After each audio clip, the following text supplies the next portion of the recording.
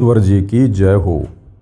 परमपिता परमात्मा सारी सृष्टि के रचनहार कुल मालिक असंख्य ब्रह्मांडों के स्वामी जगत गुरु तीनों लोकों में प्रवेश करके सबका धारण पोषण करने वाले राजाधीराज आत्माधार नाथों के नाथ देवों के देव महादेव सर्वेश्वर महेश्वर मृत्युंजय अजरो अमर आदि अनादि सनातनी प्रभु जगत पिता जगदीश्वर श्री श्री 1008 की उपाधि के वास्तविक अधिकारी अकाल मूर्त सौद स्वरूपी राम वासुदेव सर्वगतम ब्रह्म परम पूज्य प्रथम पूज्य परम संत परम पुरुष परम धनी परम दयालु सत्य कबीर हक्का कबीर अल्लाहु कबीर अल्लाहु अकबर बाखबर अल्लाह ताला जगत के तारणहार जगत के मुक्तिदाता जगत के जगन्नाथ हारे के सहारे हिंदुओं के राम मुसलमानों के अल्लाह सिखों के वायुगुरु ईसाइयों के मसीह दया के सागर दयानिधि करुणा के सागर करुणानिधि स्वयंभू परिभू संकट मोचन कष्ट हरण मंगल करण दुख भंजन अविगत कबीर निर्विकार निर्विषम परमात्मा अलय अलेख सतगुरु आदि अनादि सतगुरु असली मर्यादा पुरुषोत्तम असली राम असली कृष्ण असली घनश्याम असली मुरारी राजाओं के राजा महाराजाओं के महाराजा शहंशाहों के शहंशाह सम्राटों के सम्राट भगवानों के भगवान अल्लाहों के अल्लाह प्रभुओं के प्रभु मसीहाओं के मसीह सच्चे वाहिगुरु बाबाओं के बाबा पीरों के पीर सेठों के सेठ जगत सेठ सावड़सा सेठ सर्वगुण संपन्न अनंत कोटि कलाओं के स्वामी अनंत कोटि ब्रह्मांडों के नायक योगियों में महायोगी ध्यानियों में महाध्यानी सिद्धों में परम सिद्ध ज्ञानियों में तत्व ज्ञानी ब्रह्म ज्ञानी महाज्ञानी परम ज्ञानी सर्वश्रेष्ठ ज्ञानी विज्ञानी युवा कबीर समर्थ कबीर असमवात अमित ओजा सच्चे रहनुमा करीम अल्लाह सुभान अल्लाह दुनिया के अंतिम पैगंबर 8 सितंबर 1951 से गांव धनाना जिला सोनीपत हरियाणा भारतवर्ष की पावन भूमि पे प्रकट रियल कल्कि भगवान श्री नारायण साकार हरि श्री बाबा साहेब नूर अनंत परमात्मा सच्चे दरवेश सच्चे बाखबर संत शिरोमणि सतगुरु रामपाल जी परमेश्वर जी के चरण कमल में आप और हम सभी भाई बहनों का अनंत कोटि दंडवत प्रणाम। सत्साई भाई और बहनों, बहुत बड़ी दया बहुत बड़ी मेहर पूज्य गुरुदेव भगवान की परमेश्वर रामपाल जी की जिनके शुभ आशीर्वाद से विशेष आशीर्वाद से उनके सत्संगों के ऊपर बन चुकी पवित्र आध्यात्मिक पुस्तक कबीर बड़ा या कृष्ण के ऊपर वीडियो बनाने की श्रृंखला जारी है। इसी श्रृंखला में आज हमारा ये 9वें नंबर का वीडियो है और इस पवित्र पुस्तक कबीर बड़ा या कृष्ण के ऊपर बन चुके प्रत्येक वीडियो में हमें अध्यात्म को लेकर भक्ति मार्ग को लेकर भक्ति और भगवान को लेकर विशेष जानकारियाँ प्राप्त हुई है। जिन जानकारियों की प्राप्ति के लिए जिस परमेश्वर की प्राप्ति के लिए जिस परमेश्वर की खोज में हम आत्माएं युगों युगों से भटक रही थी, अब कहीं जाकर सदियों बाद हमारी वो तड़फ हमारी वो कशक हमारी वो प्यास पूरी हुई है। यानी साक्षात सर्वसृष्टि रचनहार कबीर परमेश्वर जी ने सतगुरु रामपाल जी के रूप में धरती पर प्रकट होकर आज हमें वो सृष्टि का अमृत ज्ञान दिया है, तत्व ज्ञान दिया है, सर्व धर्मशास्त्रों का निष्कर्ष निकालकर अपने पवित्र सदग्रंथों में और अपने परवचनों में डाल दिया है। तो भाई और बहनों, ये जो पवित्र पुस्तक कबीर बड़ा या कृष्ण है, ये सर्व धर्मशास्त्रों के सर्व ज्ञान से प्रमाणित है। विशेषकर हिंदू धर्म के 4 वेद पवित्र गीता जी और 18 पुराण। हिंदू धर्म में यदि कोई आत्मा वास्तव में परमात्मा की प्राप्ति चाहती है, अपनी आत्मा का कल्याण करवाना चाहती है, तो ये पवित्र पुस्तक उस भगत आत्मा के लिए किसी वरदान से कम नहीं है। तो भाई और बहनों, अभी तक जितने भी वीडियो बन चुके हैं आप जिन्हें प्रत्येक वीडियो को अवश्य देखना चाहिए, वरना जो विशेष मुद्दा इस पवित्र पुस्तक को लेकर चला हुआ है जनता की अदालत में, ये आपको समझ में नहीं आएगा।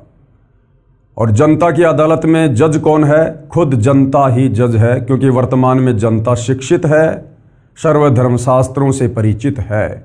अपनी आंखों देखकर शिक्षित जनता निर्णय कर सकती है कि हमारे पवित्र सदग्रंथों में क्या लिखा हुआ है और हमारे ही धर्मगुरु इन्हीं सदग्रंथों के विपरीत हमें क्या ज्ञान बता रहे हैं। तो मामला चल रहा है अध्यात्म को लेकर, कबीर बड़ा या कृष्ण को लेकर जनता की अदालत में।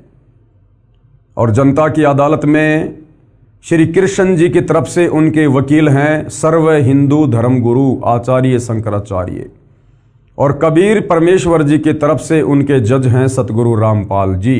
यानी कबीर परमात्मा स्वयं ही अपने जज हैं, वर्तमान में सतगुरु रामपाल जी के रूप में धरती पर प्रकट हैं।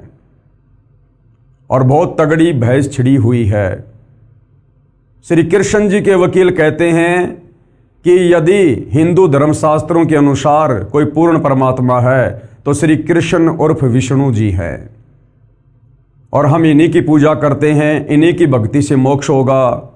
और श्री कृष्ण उर्फ विष्णु जी ये अजरो अमर हैं, अविनाशी हैं, इनके कोई माता पिता नहीं हैं, ये अजरो अमर हैं, इनका जन्म और मृत्यु नहीं होती है। तो दूसरी तरफ कबीर परमेश्वर जी के वकील सतगुरु रामपाल जी ने उन्हीं हिंदू धर्मशास्त्रों को खोल खोल के दिखा दिखा के श्रीमद् भगवत गीता जी को, देवी पुराण को, अन्य पुराणों को खोल खोल के बता रहे हैं जनता की अदालत में कि देखिएगा ये श्री कृष्ण उर्फ विष्णु जी के वकील सर्व हिंदू धर्मगुरु सरेआम झूठ बोल रहे हैं। इन्हें अपने ही धर्म ग्रंथों का ज्ञान नहीं है। इन्हीं धर्मशास्त्रों में जिनका ये हवाला देकर श्री कृष्ण जी को पूर्ण परमात्मा घोषित करने का कुप्रयास कर रहे हैं, इन्हीं धर्मशास्त्रों में श्री कृष्ण उर्फ विष्णु जी खुद अपनी जन्म और मृत्यु स्वीकार कर रहे हैं। इनकी माँ देवी दुर्गा है और इनका पिता काल ब्रह्म है, और ये अजरो अमर अविनाशी नहीं है, ये नाशवान परमात्मा है। तीनों देवता ब्रह्मा विष्णु महेश, देवी दुर्गा इनकी माँ है, काल ब्रह्म इनका पिता है, और ये तीनों देवता जन्मते और मरते हैं। सतगुरु रामपाल जी ने जनता की अदालत में धर्मशास्त्रों को दिखाकर बिल्कुल क्लियर कर दिया। उसके बाद में सतगुरु रामपाल जी अब उसी जनता की अदालत में, जैसा कि श्री कृष्ण जी के वकीलों का दावा है कि पवित्र गीता जी का ज्ञान महाभारत के युद्ध के दौरान कुरुक्षेत्र के मैदान में श्री कृष्ण जी के द्वारा श्री अर्जुन जी को दिया गया था, लेकिन सतगुरु रामपाल जी ने हिंदू धर्मगुरुओं के अर्थात श्री कृष्ण उर्फ विष्णु जी के वकीलों का ये दावा भी फैल कर दिया। और कबीर परमेश्वर जी के वकील सतगुरु रामपाल जी ने पवित्र गीता जी को ही दिखाकर, अन्य शास्त्रों को दिखाकर ये क्लियर कर दिया है कि गीता जी का ज्ञान श्री कृष्ण जी ने नहीं बोला, श्री कृष्ण जी के शरीर में प्रवेश करके इस काल ब्रह्म ने बोला। श्री कृष्ण जी का केवल शरीर दिखाई दे रहा था, उस शरीर में भूत की तरह, प्रेत की तरह प्रवेश करके इस काल ब्रह्म ने गीता जी का ज्ञान बोला युद्ध करवाने के लिए, अन्यथा श्री कृष्ण जी तो युद्ध के पक्ष में नहीं थे। अब भाई और बहनों, सदियों से जहां हमारे तत्व ज्ञानहीन धर्मगुरुओं ने हमें एक ही बात पर बार बार ये कहकर आधारित कर रखा है, झूठ को सत्य साबित कर रखा है कि गीता जी का ज्ञान श्री कृष्ण जी ने बोला है।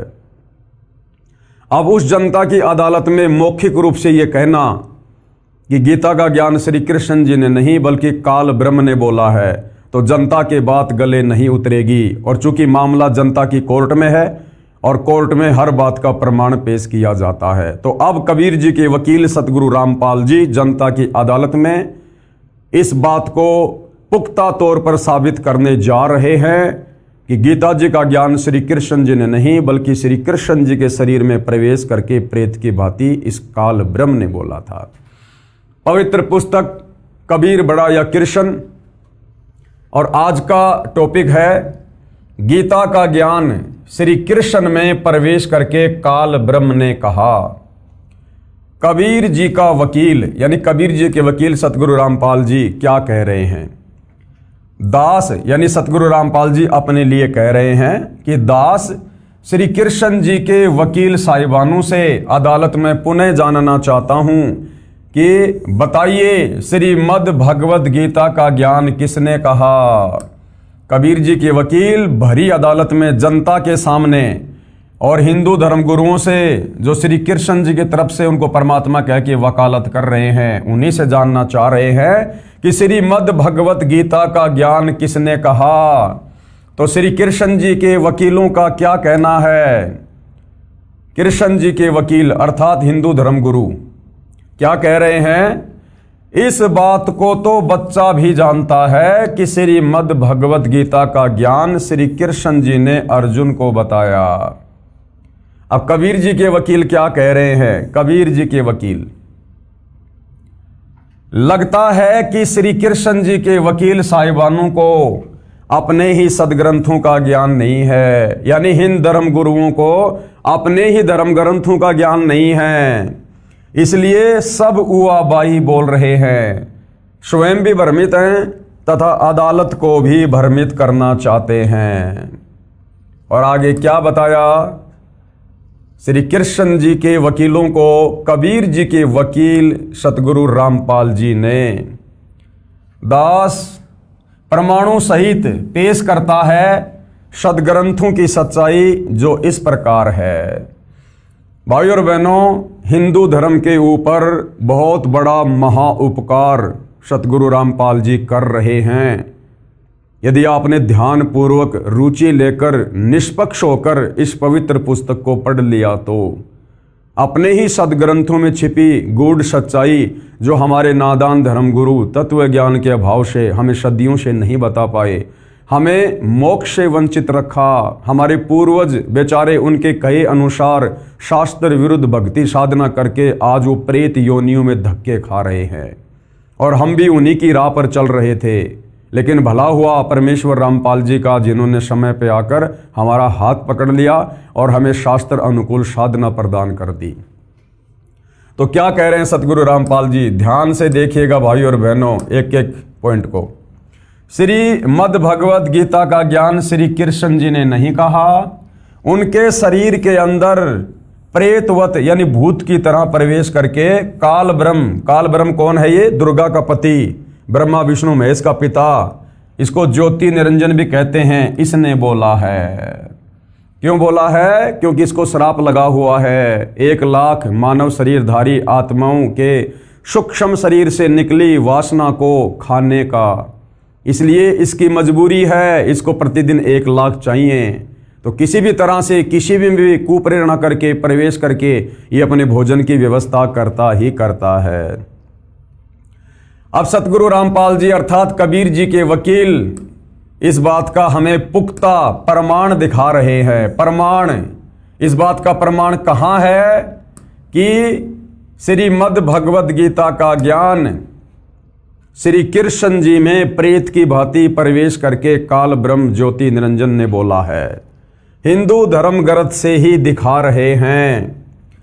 महाभारत ग्रंथ में लिखा है कि महाभारत के युद्ध के बाद युधिष्ठिर जी को राजगद्दी पर बैठाकर श्री कृष्ण जी ने द्वारका जाने की तैयारी की, तो अर्जुन ने कहा कि आप एक सत्संग करके जाना, क्योंकि श्री कृष्ण जी 5 पांडवों के गुरु जी थे, धार्मिक गुरु जी।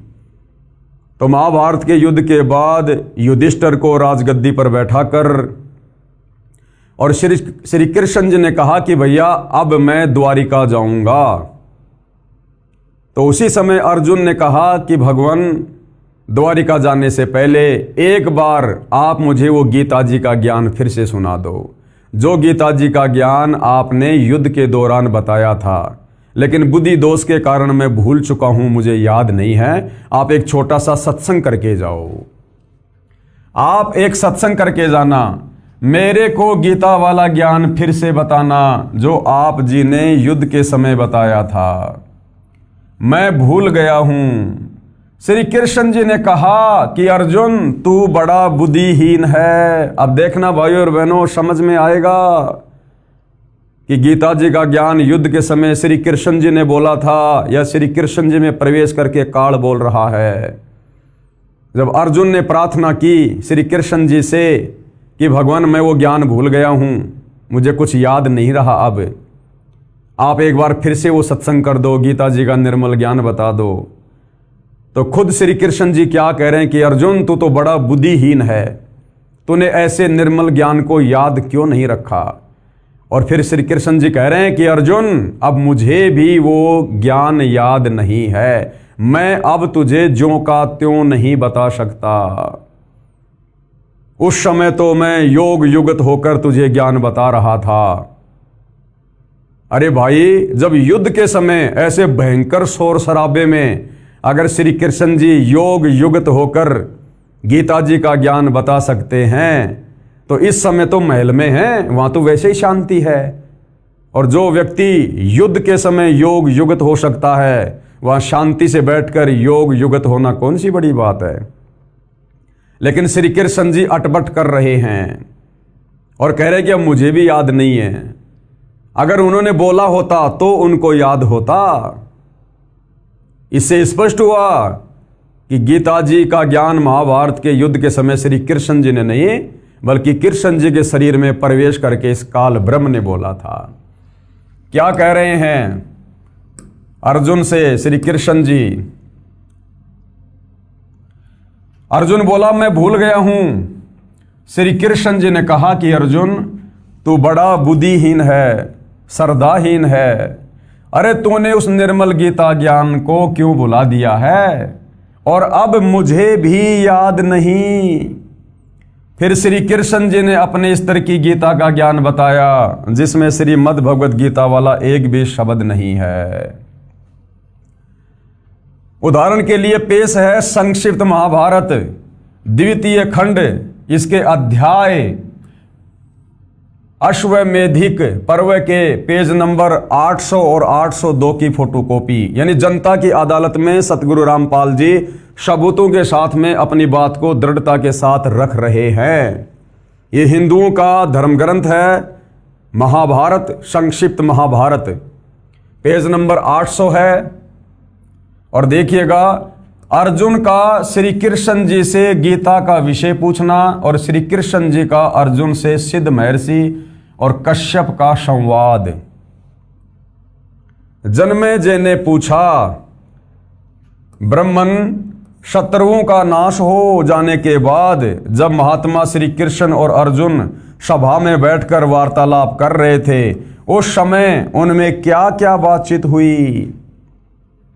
तो वैशंपायन जी ने क्या कहा? राजन, श्री कृष्ण के सहित अर्जुन ने जब अपने राज्य पर पूरा अधिकार प्राप्त कर लिया तो वे दिव्य सभा भवन में आनंद के साथ रहने लगे।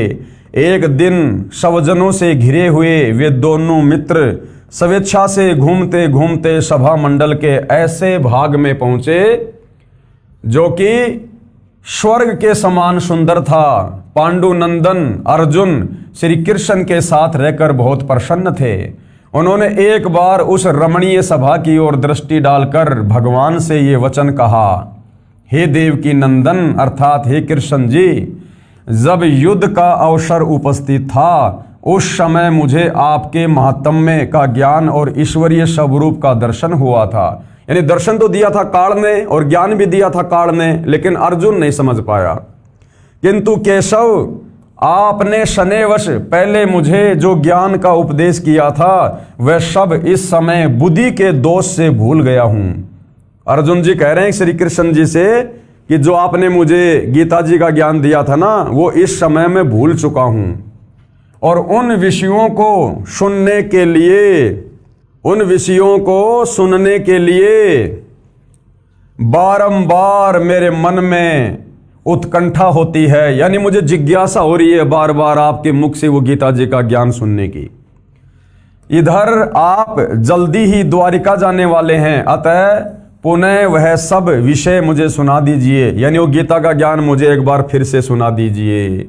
वैशंपायन जी कहते हैं, अर्जुन के ऐसा कहने पर वक्ताओं में श्रेष्ठ महातेजस्वी भगवान श्री कृष्ण ने उन्हें गले से लगाकर इस प्रकार उत्तर दिया। अब श्री कृष्ण जी ने क्या कहा भाई और बहनों, अब इससे साबित हो जाएगा कि गीता जी का ज्ञान श्री कृष्ण जी ने बोला था या उनके शरीर में प्रवेश करके काल ब्रह्म ने बोला था। श्री कृष्ण जी बोले, अर्जुन, उस समय मैंने तुम्हें अत्यंत गोपनीय विषय का श्रवण कराया था। अपने स्वरूप भूत धर्म सनातन पुरुषोत्तम तत्व का परिचय दिया था और शुक्ल कृष्ण गति का निरूपण करते हुए नित्य लोकों का भी वर्णन किया था। किंतु तुमने जो अपनी नासमझी के कारण उस उपदेश को याद नहीं रखा। ध्यान से पढ़ लो भाई और बहनों, जूम करके पढ़ा देता हूं, ध्यान से पढ़ लो। ये जानकर मुझे बड़ा खेद हुआ, उन बातों का अब पूरा पूरा स्मरण होना संभव नहीं जान पड़ता। यानी अर्जुन, अब मैं तुझे वो गीता जी का ज्ञान ज्यों का त्यों नहीं बता सकता, नहीं समझा सकता। हे पांडुनंदन यानी हे अर्जुन, निश्चय ही तुम बड़े श्रद्धाहीन हो, तुम्हारी बुद्धि अच्छी नहीं जान पड़ती। अब मेरे लिए उस उपदेश को, यानी जो ज्ञान मैंने तुझे महाभारत के युद्ध में दिया था, अब मेरे लिए उस उपदेश को ज्यों का त्यों दोहरा देना कठिन है, क्योंकि उस समय योग युगत होकर मैंने परमात्म तत्व का वर्णन किया था। अरे भैया, जब युद्ध के समय योग युगत हो सकते हो, समाधि लगा सकते हो, तो अब तो महल में बैठे हो, अब समाधि लगाने में, योग युगत होने में भला क्या कठिनाई हो सकती है।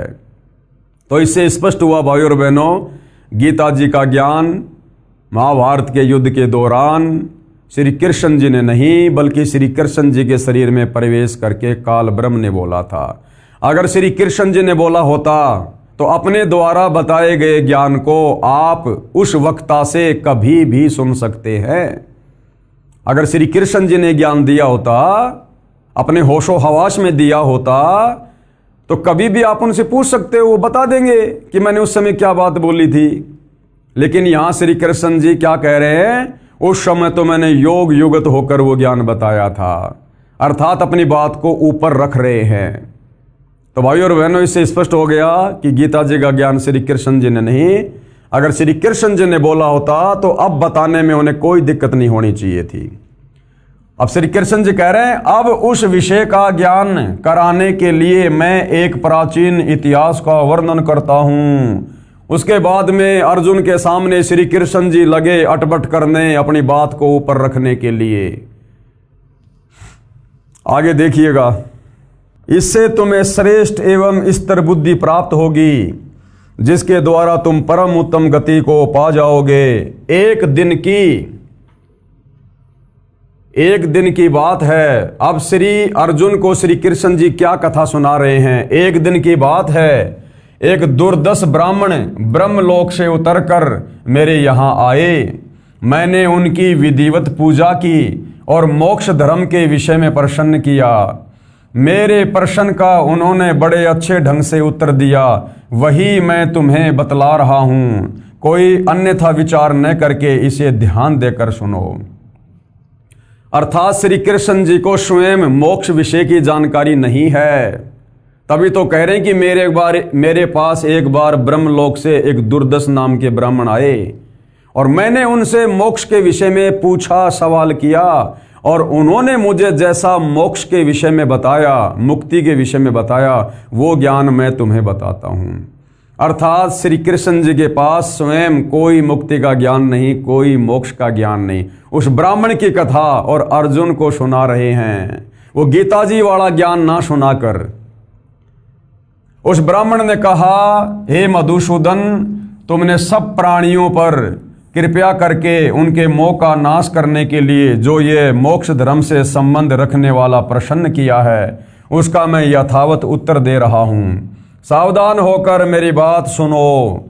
प्राचीन समय में कश्यप नाम के एक धर्मात्मा और तपस्वी ब्राह्मण किसी सिद्ध महर्षि के पास गए, जो धर्म के विषय में शास्त्र के संपूर्ण रहस्यों को जानने वाले, भूत और भविष्य ज्ञान विज्ञान में प्रवीण, लोक तत्व के ज्ञान में कुशल, सुख दुख के रहस्यों को समझने वाले, जन्म मृत्यु के तत्वज्ञ, पाप पुण्य के ज्ञाता और ऊंच नीच प्राणियों को कर्मानुसार प्राप्त होने वाली गति के प्रत्यक्ष दृष्टा थे। वे मुक्त की भांति विचरण करने वाले, सिद्ध, शांति चित, जितेंद्रिय, ब्रह्म तेज से दैदीप्तियमान, सर्वत्र जा सकने वाले और अंतर्ध्यान होने की विद्या को जानने वाले थे। अदृश्य रहने वाले चक्रधारी सिद्धों के साथ विचरते, बातचीत करते और उन्हीं के साथ एकांत में बैठते थे। जैसे वायु कहीं आसक्त न होकर सर्वत्र प्रभावित होती है, उसी प्रकार वे स्वच्छंदता पूर्वक अनासक्त भाव से सर्वत्र विचरा करते थे। महर्षि कश्यप उनकी उपर्युक्त महिमा सुनकर ही उनके पास गए थे। निकट जाकर उन मेधावी, तपस्वी, धर्माभिलाषी और एकाग्रचित्त महर्षि ने न्यायानुसार उन सिद्ध महात्मा के चरणों में प्रणाम किया। वे ब्राह्मणों में श्रेष्ठ और बड़े अद्भुत संत थे। उनमें सब प्रकार की योग्यता थी। वे शास्त्र के ज्ञाता और सच्चरित्र थे। उनका दर्शन करके कश्यप को बड़ा विस्मय हुआ। वे उन्हें गुरु मानकर उनकी सेवा में लग गए और अपनी विशेष शुश्रूषा, गुरु भक्ति तथा श्रद्धा भाव के द्वारा उन्होंने उन सिद्ध महात्मा को संतुष्ट कर लिया। हे जनार्दन, अपने शिष्य कश्यप के ऊपर प्रसन्न होकर उन सिद्ध महर्षि ने परासिद्धि के संबंध में विचार करके जो उपदेश किया उसे मैं बताता हूं, ध्यान पूर्वक सुनो। सिद्ध ने कहा, तात कश्यप, मनुष्य नाना प्रकार के शुभ कर्मों का अनुष्ठान करके केवल पुण्य के संयोग से इस लोक में उत्तम फल और देवलोक में स्थान प्राप्त करते हैं। जीव को कहीं भी अत्यंत सुख नहीं मिलता, किसी भी लोक में वह सदा नहीं रहने पाता। तपस्या आदि के द्वारा कितने कष्ट सहकर बड़े से बड़े स्थान को क्यों न प्राप्त किया जाए। यानी यहाँ पर मनुष्य जन्म में कोई तप कर ले, चाहे कोई जप कर ले, वो 21 ब्रह्मांड में किसी भी लोक में परमानेंट नहीं रह सकता। स्वर्ग में जाएगा तो भी वापस आएगा जन्म मरण में, महास्वर्ग में जाएगा तो भी वापस जन्म मरण में, लक 84 में आएगा। वहाँ से भी बार बार नीचे आना ही पड़ता है। मैंने काम क्रोध से युक्त और तृष्णा से मोहित होकर अनेकों बार पाप किए हैं और उनके फल स्वरूप घोर कष्ट देने वाली अशुभ गतियों को भोगा है। यानी गधा कुत्ता सुअर बना हूं, बार बार जन्म और बार बार मृत्यु का कलेश उठाया है। इस तरह के पदार्थ भोजन किए और अनेकों स्तनों का दूध पिया। यानी कभी मैं कुत्ता बना तो मैंने कुतिया का दूध पिया, कभी मैं सुअर की योनि में गया तो मैंने सुअरी के स्तनों का दूध पिया। यानी लक 84 भोगी मैंने। बहुत से पिता और भांति भांति की माताएं देखी हैं। यानी जिसके गर्भ में गया वो ही माँ बन गई। कुतिया के गर्भ में गया तो उसकी माता कुतिया बन गई, गधी के गर्भ में गए तो उसकी माता गधी बन गई। विचित्र विचित्र सुख दुखों का अनुभव किया। यानी नरक में गया, स्वर्ग में गया। कितनी बार मुझसे प्रियजनों का वियोग और अप्रिय मनुष्यों का संयोग हुआ और जिस धन को मैंने बहुत कष्ट सहकर कमाया था वह मेरे देखते देखते नष्ट हो गया है। राजा और स्वजनों की ओर से मुझे कई बार बड़े बड़े कष्ट और अपमान उठाने पड़े हैं। अत्यंत दुख, शारीरिक और मानसिक वेदनाएं सहनी पड़ी हैं। मैंने अनेकों बार घोर अपमान और प्राणांत दंड और कड़ी कैद की सजाएं भोगी हैं। नरक में पड़कर यमलोक की यातनाएं सही हैं। इस लोक में जन्म लेकर बारंबार बुढ़ापा, रोग और राग द्वेष आदि द्वंद्व के दुखों का अनुभव किया है। इस प्रकार बारंबार कलेश उठाने से एक दिन मेरे मन में बड़ा संताप हुआ। यानी मैं बड़ा दुखी हुआ और मैंने दुखों से घबराकर परमात्मा की शरण ली तथा समस्त लोक व्यवहार का परित्याग कर दिया। इस तरह अनुभव के पश्चात मैंने इस मार्ग का आश्रय लिया है और अब परमात्मा की कृपा से मुझे ये उत्तम सिद्धि प्राप्त हुई है। अब मैं पुनः इस संसार में नहीं आऊँगा। किसने कह दिया भाई नहीं आएगा? जब तक ये सृष्टि कायम रहेगी और जब तक मेरी मुक्ति नहीं हो जाएगी तब तक मैं अपनी और दूसरे प्राणियों की शुभ गति का अवलोकन करूँगा। द्विज श्रेष्ठ, इस प्रकार मुझे ये उत्तम सिद्धि मिली है। इसके बाद मैं उत्तम से उत्तम सत्य लोक में जाऊंगा। अरे सतलोक जाने का रास्ता तो भैया बहुत दूर है और क्रमशः अव्यक्त ब्रह्म पद मोक्ष को प्राप्त कर लूंगा। इसमें मुझे तनिक भी संदेह नहीं करना चाहिए। अब मुझे मृत्यु लोक में नहीं आना पड़ेगा। यहाँ तो ब्रह्मा विष्णु महेश भी बार बार मृत्यु लोक में आते हैं भैया अपनी पदवी को छोड़ के। छोटे मोटे सिद्धों की, ऋषियों की क्या औकात। महात्मने, मैं तुम्हारे ऊपर बहुत प्रसन्न हूँ। बोलो तुम्हारा कौन सा प्रिय काम करूँ। तुम जिस इच्छा से मेरे पास आए हो उसके पूर्ण होने का यह समय आ गया है। तुम्हारे आने का उद्देश्य क्या है इसे मैं जानता हूं और शीघ्र ही यहां से जाने वाला हूं, इसलिए स्वयं तुम्हें प्रसन्न करने के लिए प्रेरित कर रहा हूं। विद्वान, तुम्हारे उत्तम आचरण से मुझे बड़ा संतोष है। तुम अपने कल्याण की बात पूछो, मैं तुम्हारे अभीष्ट प्रश्न का उत्तर दूंगा। कश्यप, मैं तुम्हारी बुद्धि की सराहना करता हूं और उसे बहुत आदर देता हूं। तुमने मुझे पहचान लिया है, इसी से कह रहा हूं कि तुम बड़े बुद्धिमान हो। तो भाइयों और बहनों, श्री कृष्ण जी ने अर्जुन के पूछने पर वो गीता जी वाला ज्ञान ना बताकर और ही कथा कहानी सुनानी प्रारंभ कर दी। अब सतगुरु रामपाल जी क्या कह रहे हैं, इस फोटोकॉपी में श्री कृष्ण जी ने और ब्रह्मलोक से उतरकर उनके पास आए ब्राह्मण दुर्दश से मोक्ष धर्म यानी मुक्ति कैसे हो सकती है ये जानना चाहा है। उस ब्राह्मण की विधिवत पूजा की इस प्रकरण से भी स्वयं सिद्ध हो जाता है कि श्री कृष्ण जी को आध्यात्मिक ज्ञान नहीं था और ना गीता जी का ज्ञान था। अगर आध्यात्मिक ज्ञान होता, गीता का ज्ञान होता, पूर्ण मोक्ष का ज्ञान होता श्री कृष्ण जी को, तो उस दुर्दश ऋषि से जो ब्रह्मलोक से उतरकर आया था उसके आगे हाथ जोड़कर और मुक्ति वाला ज्ञान, मुक्ति का मार्ग पूछने की आवश्यकता नहीं पड़ती। अर्थ है, गीता जी का ज्ञान श्री कृष्ण जी ने नहीं बोला, क्योंकि गीता जी में तो मुक्ति का ज्ञान है। और मुक्ति का ज्ञान यदि श्री कृष्ण जी को पता होता और गीता जी का ज्ञान देते समय बोला होता, तो उस दुर्दश ऋषि से श्री कृष्ण जी ने वो मुक्ति का, मोक्ष का ज्ञान पूछने की आवश्यकता नहीं पड़ती। उस ब्राह्मण की विधिवत पूजा की इस प्रकरण से भी स्वयं सिद्ध हो जाता है कि श्री कृष्ण जी को अध्यात्म ज्ञान नहीं था और ना गीता जी का ज्ञान था। यदि गीता का ज्ञान हो तो उस ब्राह्मण से जानने की आवश्यकता ही नहीं पड़ती, क्योंकि गीता में मुक्ति का ज्ञान बता रखा है। इस प्रकरण में गीता वाला एक भी शब्द नहीं है। जो श्री कृष्ण जी ने ये कथा कहानी अर्जुन को बताई है ना, ये गीता वाला ज्ञान नहीं है। अगर श्री कृष्ण जी को गीता का ज्ञान होता और गीता जी का ज्ञान श्री कृष्ण जी ने बोला होता, तो श्री कृष्ण जी ने उन्हीं के द्वारा बताई गई इस कथा के अनुसार उस ब्राह्मण से ज्ञान पूछने की आवश्यकता नहीं थी। तो भाइयों और बहनों, समाज बुद्धिमान है, एजुकेटेड है, ये प्रमाण आपकी आंखों के सामने हैं। ये सदग्रंथ संत गुरु रामपाल जी ने नहीं लिखे हैं, ये सदियों से लिखे हुए हैं, वर्षों से लिखे हुए हैं, हमारे धर्मगुरुओं ने लिखे हैं। सतगुरु रामपाल जी केवल जनता की अदालत में सार्वजनिक कर रहे हैं, जनता को भक्ति मार्ग समझाने के लिए कि श्री कृष्ण और विष्णु कंप्लीट गॉड नहीं है, सुप्रीम पावर नहीं है, ये मुक्ति दाता नहीं है, इनकी भक्ति से जन्म मरण का रोग नहीं कट सकता, मोक्ष नहीं हो सकता। अब आगे देखिए, अदालत के प्रश्न तथा कबीर जी के वकील के उत्तर। अब जनता की अदालत में जो जनता ही जज है, कबीर जी के वकील सतगुरु रामपाल जी से कुछ प्रश्नोत्तरी कर रही है, कुछ सवाल पूछ रही है, जिनका सतगुरु रामपाल जी ने जवाब पेश करना है। ध्यान से सुनिए।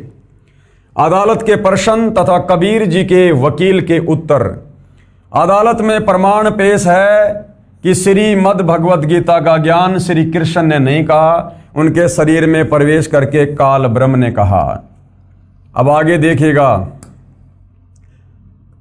कोर्ट यानी अदालत का कबीर जी के वकील से प्रश्न नंबर 1, और क्या प्रश्न है कि गीता जी का ज्ञान कब तथा किसने और किसको सुनाया और किसने लिखा, हमें विस्तार से बताइएगा। तो कबीर जी के वकील सतगुरु रामपाल जी जनता की अदालत में अब किस प्रकार से और क्या बताने जा रहे हैं, सभी भाइयों ने ध्यानपूर्वक सुनना है। कबीर जी के वकील का उत्तर। श्रीमद् भगवत गीता का ज्ञान श्री कृष्ण जी के शरीर में प्रवेश करके काल भगवान ने, जिसे वेदों व गीता में ब्रह्म नाम से भी जाना जाता है, जो गीता अध्याय 8 श्लोक नंबर 13 में कह रहा है कि मेरा नाम ब्रह्म है और मेरा ओम मंत्र है, उस ब्रह्म ने, जो दुर्गा का पति है, ब्रह्मा विष्णु महेश का पिता है, जिसे प्रतिदिन 1 लाख मानव शरीरधारी आत्माओं को खाने का, उनके सूक्ष्म शरीर से निकली वासना को खाने का श्राप लगा हुआ है, उस काल ब्रह्म ने श्री कृष्ण जी के शरीर में प्रेत की भांति प्रवेश करके गीता जी का ज्ञान बोला। और अर्जुन को सुनाया गया। किसको सुनाया? अर्जुन को। जिस समय कौरव तथा पांडव अपनी संपत्ति अर्थात दिल्ली के राज्य पर अपने अपने हक का दावा करके युद्ध करने के लिए तैयार हो गए थे, दोनों की सेनाएं आमने सामने कुरुक्षेत्र के मैदान में खड़ी थी। अर्जुन ने देखा कि सामने वाली सेना में भीष्म पितामह है, गुरु द्रोणाचार्य जी हैं, मेरे सारे रिश्तेदार हैं, और कौरवों के बच्चे जो उसके भतीजे थे और उनके दामाद, बहनोई, ससुर आदि आदि लड़ने मरने के लिए खड़े हैं। कौरव और पांडव आपस में ये चचेरे भाई थे। अर्जुन में साधु भाव जागृत हो गया। अपने स्वजनों को सामने देखकर अर्जुन में मोह ममता जागृत हो गई कि मैं किसको मारूंगा। अरे अपने परिवार को, अपने भाई बंधुओं को, अपने चाचा को, अपने भतीजों को, अपने रिश्तेदारों को मार के मैं क्या करूंगा, मैं राज करके, युद्ध करके। तो अर्जुन में साधु भाव जागृत हो गया तथा विचार किया कि जिस राज्य को प्राप्त करने के लिए हमें अपने चचेरे भाइयों, भतीजों, दामादों, बहनोइयों, भीष्म पितामह जो उनके दादाजी थे तथा गुरुजनों को मारेंगे, ये भी नहीं पता कि हम कितने दिन संसार में रहेंगे। इसलिए इस प्रकार से प्राप्त राज्य के सुख से अच्छा तो हम भिक्षा मांगकर अपना निर्वाह कर लेंगे। अर्जुन ने सोचा अगर दुर्योधन हमें राज्य नहीं देना चाहता है, आधा राज्य नहीं देना चाहता है, 5 गांव भी नहीं देना चाहता है, तो कोई बात नहीं, अपने स्वजनों को मारकर राज्य करने से अच्छा है हम तो भीख मांगकर अपना पेट भर लेंगे। ये सोचकर अर्जुन ने हथियार डाल दिए। अब भाई और बहनों, अगर अर्जुन युद्ध नहीं कर रहा है तो बाकी पांडव भी युद्ध नहीं कर सकते थे, और युद्ध नहीं होगा तो काल बलि के पास में उसका भोजन कैसे जाएगा। तो काल को टेंशन हो गई, चिंता हो गई, परंतु युद्ध नहीं करेंगे। ये विचार करके अर्जुन ने धनुष बाण हाथ से छोड़ दिया तथा रथ के पिछले भाग में बैठ गया। अर्जुन की ऐसी दशा देखकर श्री कृष्ण जी बोले, देख ले सामने किस योद्धा से आपने लड़ना है। अर्जुन ने उत्तर दिया कि हे कृष्ण, मैं किसी कीमत पर भी युद्ध नहीं करूंगा। अपने उद्देश्य तथा जो विचार मन में उठ रहे थे उनसे भी अवगत कराया। उसी समय श्री कृष्ण जी में काल भगवान प्रवेश कर गया। ध्यान से सुनो भाई और बहनों, उसी समय श्री कृष्ण जी में काल भगवान प्रवेश कर गया। अब काल बलि ने देखा कि अर्जुन ने तो हथियार डाल दिए, और अर्जुन अगर हथियार डाल चुका है तो फिर इसका मतलब अब युद्ध आगे नहीं बढ़ेगा, और युद्ध नहीं हुआ तो ये मरेंगे कैसे, सेना का विनाश कैसे होगा, मेरे भोजन का क्या होगा। तो उसी समय वो काल ब्रह्मा विष्णु महेश का पिता, दुर्गा का पति, श्री कृष्ण जी में प्रवेश कर जाता है। जैसे किसी भाई बहन में प्रेत या भूत प्रवेश कर जाता है, उसके बाद उस भाई या बहन को नहीं पता होता मैं क्या बोल रहा हूं, मैंने क्या क्या बोला। उसको तो बाद में लोग बताते हैं कि तूने ये बातें बोली थी। तो उसी समय युद्ध करवाने के लिए और श्री कृष्ण जी में प्रेत की भांति वो काल प्रवेश कर जाता है। जैसे प्रेत किसी अन्य व्यक्ति के शरीर में प्रवेश करके बोलता है, ऐसे ही काल ने श्री कृष्ण के शरीर में प्रवेश करके श्रीमद् भगवत गीता का ज्ञान युद्ध करने की प्रेरणा करने के लिए, तथा कलयुग में वेदों को जानने वाले व्यक्ति नहीं रहेंगे, इसलिए चारों वेदों का संक्षिप्त वर्णन व सारांश गीता ज्ञान रूप में 18 अध्यायों में 584 श्लोकों में सुनाया। श्रीमद् भगवत गीता में कुल 700 श्लोक हैं, जिनमें से 584 काल ब्रह्म ने श्री कृष्ण के शरीर में प्रवेश करके बोले थे, युद्ध करवाने के लिए, डराने धमकाने के लिए। शेष संजय धृतराष्ट्र संवाद के श्लोक हैं। श्री कृष्ण को तो पता ही नहीं था कि मैंने क्या बोला था गीता ज्ञान में, तभी तो अर्जुन से कह रहा था कि अर्जुन, अब उस ज्ञान को मैं भी ज्यों का त्यों तुझे नहीं सुना सकता। कुछ वर्षों के बाद वेद व्यास ऋषि ने इस अमृत ज्ञान को, यानी गीता जी के ज्ञान को संस्कृत भाषा में अर्थात देवनागरी लिपि में लिखा। बाद में अनुवादकों ने अपनी अपनी बुद्धि के अनुसार इस पवित्र ग्रंथ का हिंदी तथा अन्य भाषाओं में अनुवाद किया, जो वर्तमान में गीता प्रेस गोरखपुर यूपी से प्रकाशित किया जा रहा है, जो कुछ गलत और कुछ ठीक है, क्योंकि उन अनुवादकों ने अपने अपने हिसाब से जैसा उनको समझ में आया उस हिसाब से उन्होंने अनुवाद कर दिया। और गीता अनुवादकों ने किस प्रकार से बहुत सारी जगह अर्थों का अनर्थ कर रखा है, ये भी कबीर जी के वकील सतगुरु रामपाल जी ने आपको इसी पवित्र पुस्तक कबीर बढ़ाया कृष्ण में पहले दिखाया है। तो जो सवाल जनता की अदालत ने कबीर जी के वकील सतगुरु रामपाल जी से किया था कि गीता जी का ज्ञान किसने बोला और किसको सुनाया, वो सारा का सारा जवाब सतगुरु रामपाल जी ने पेश कर दिया। पेश है ढेर सारे प्रमाण कि गीता शास्त्र का ज्ञान काल ने कहा। अब जनता के सामने और बहुत सारे सबूत कबीर जी के वकील पेश करने जा रहे हैं। सर्वप्रथम गीता से ही प्रमाणित करता हूं। अब देखिएगा, प्रमाण नंबर 1, गीता अध्याय 11 में प्रमाण है कि जब गीता ज्ञानदाता ने अपना विराट रूप दिखा दिया तो उसको देखकर अर्जुन भयभीत हो गया, कांपने लगा। यहां पर यह बताना भी अनिवार्य है कि अर्जुन का साला था श्री कृष्ण। श्री कृष्ण जी कौन थे? ये अर्जुन का साला था, क्योंकि श्री कृष्ण जी की बहन सुभद्रा की शादी अर्जुन से हुई थी। तो रिश्ते में ये गुरु और शिष्य भी थे और रिश्ते में ये साला और जीजा भी थे। यहां पर यह बताना भी अनिवार्य है कि अर्जुन का साला था श्री कृष्ण, क्योंकि श्री कृष्ण की बहन सुभद्रा का विवाह अर्जुन से हुआ था। गीता ज्ञानदाता ने हिंदू समाज जिसे श्री कृष्ण उर्फ विष्णु मानता है, जिस समय अपना भयंकर विराट रूप दिखाया जो 1000 भुजाओं वाला था, तब अर्जुन ने पूछा कि हे देव, आप कौन हैं? गीता अध्याय 11 श्लोक 31 में, गीता अध्याय 11 श्लोक नंबर 31 में यह प्रमाण है कि जब अर्जुन को विराट रूप दिखाया गया श्री कृष्ण जी में प्रवेश करके इस काल ब्रह्म के द्वारा, तो अर्जुन को तो नहीं पता चला, क्योंकि उसे तो श्री कृष्ण दिखाई दे रहा था। और अर्जुन ने सोचा कि ये श्री कृष्ण जी का ही विराट रूप होगा, 1000 भुजा वाला, 1000 मुंह वाला, ऐसा विकराल, जिसको देखकर अर्जुन जैसा योद्धा डर गया, भयभीत हो गया।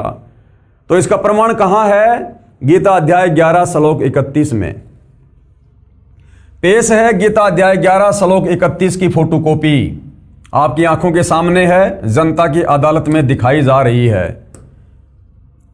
यह श्लोक भाई और बहनों आप जियों के सामने है और इसका हिंदी में अनुवाद हम यहां देखेंगे नीचे। मुझे बताइए कि आप उग्र रूप वाले कौन हैं? हे देवों में श्रेष्ठ, आपको नमस्कार। आप प्रसन्न होइए। आदि पुरुष, आपको मैं विशेष रूप से जानना चाहता हूं, क्योंकि मैं आपकी प्रवृत्ति को नहीं जानता। जब अर्जुन को श्री कृष्ण जी के शरीर में प्रेत की भांति प्रवेश करके इस काल ब्रह्म ने अपना विराट रूप दिखाया जो बहुत ही भयंकर और विकराल है, तो अर्जुन डर गया और अर्जुन क्या कहने लगा? मुझे बताइए कि आप ऐसे भयंकर रूप वाले कौन हैं?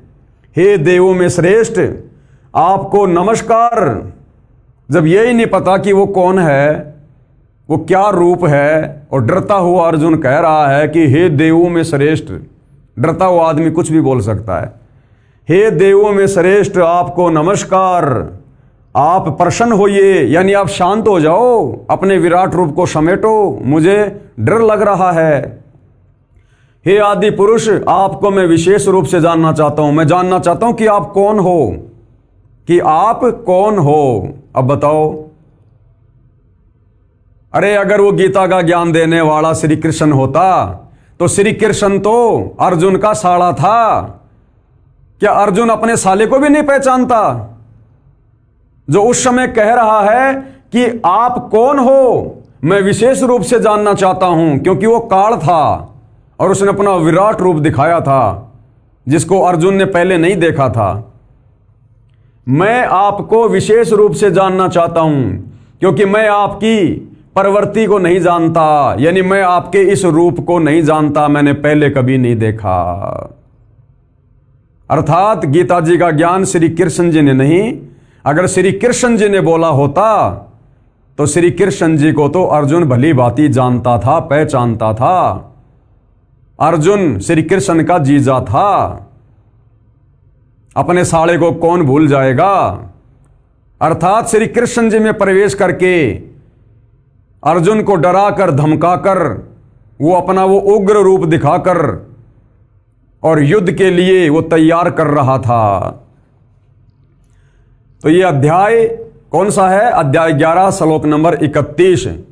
अब जब श्री अर्जुन जी ने इस प्रकार का सवाल किया, गीता अध्याय 11 श्लोक 46, हे सहस्त्र बाहु, हे हजार भुजा वाले। अर्जुन क्या कह रहा है? वो विराट रूप देखकर गीता अध्याय 11 श्लोक नंबर 46 में अर्जुन कह रहा है, हे सहस्त्रा बाहु, अर्थात हजार भुजा वाले।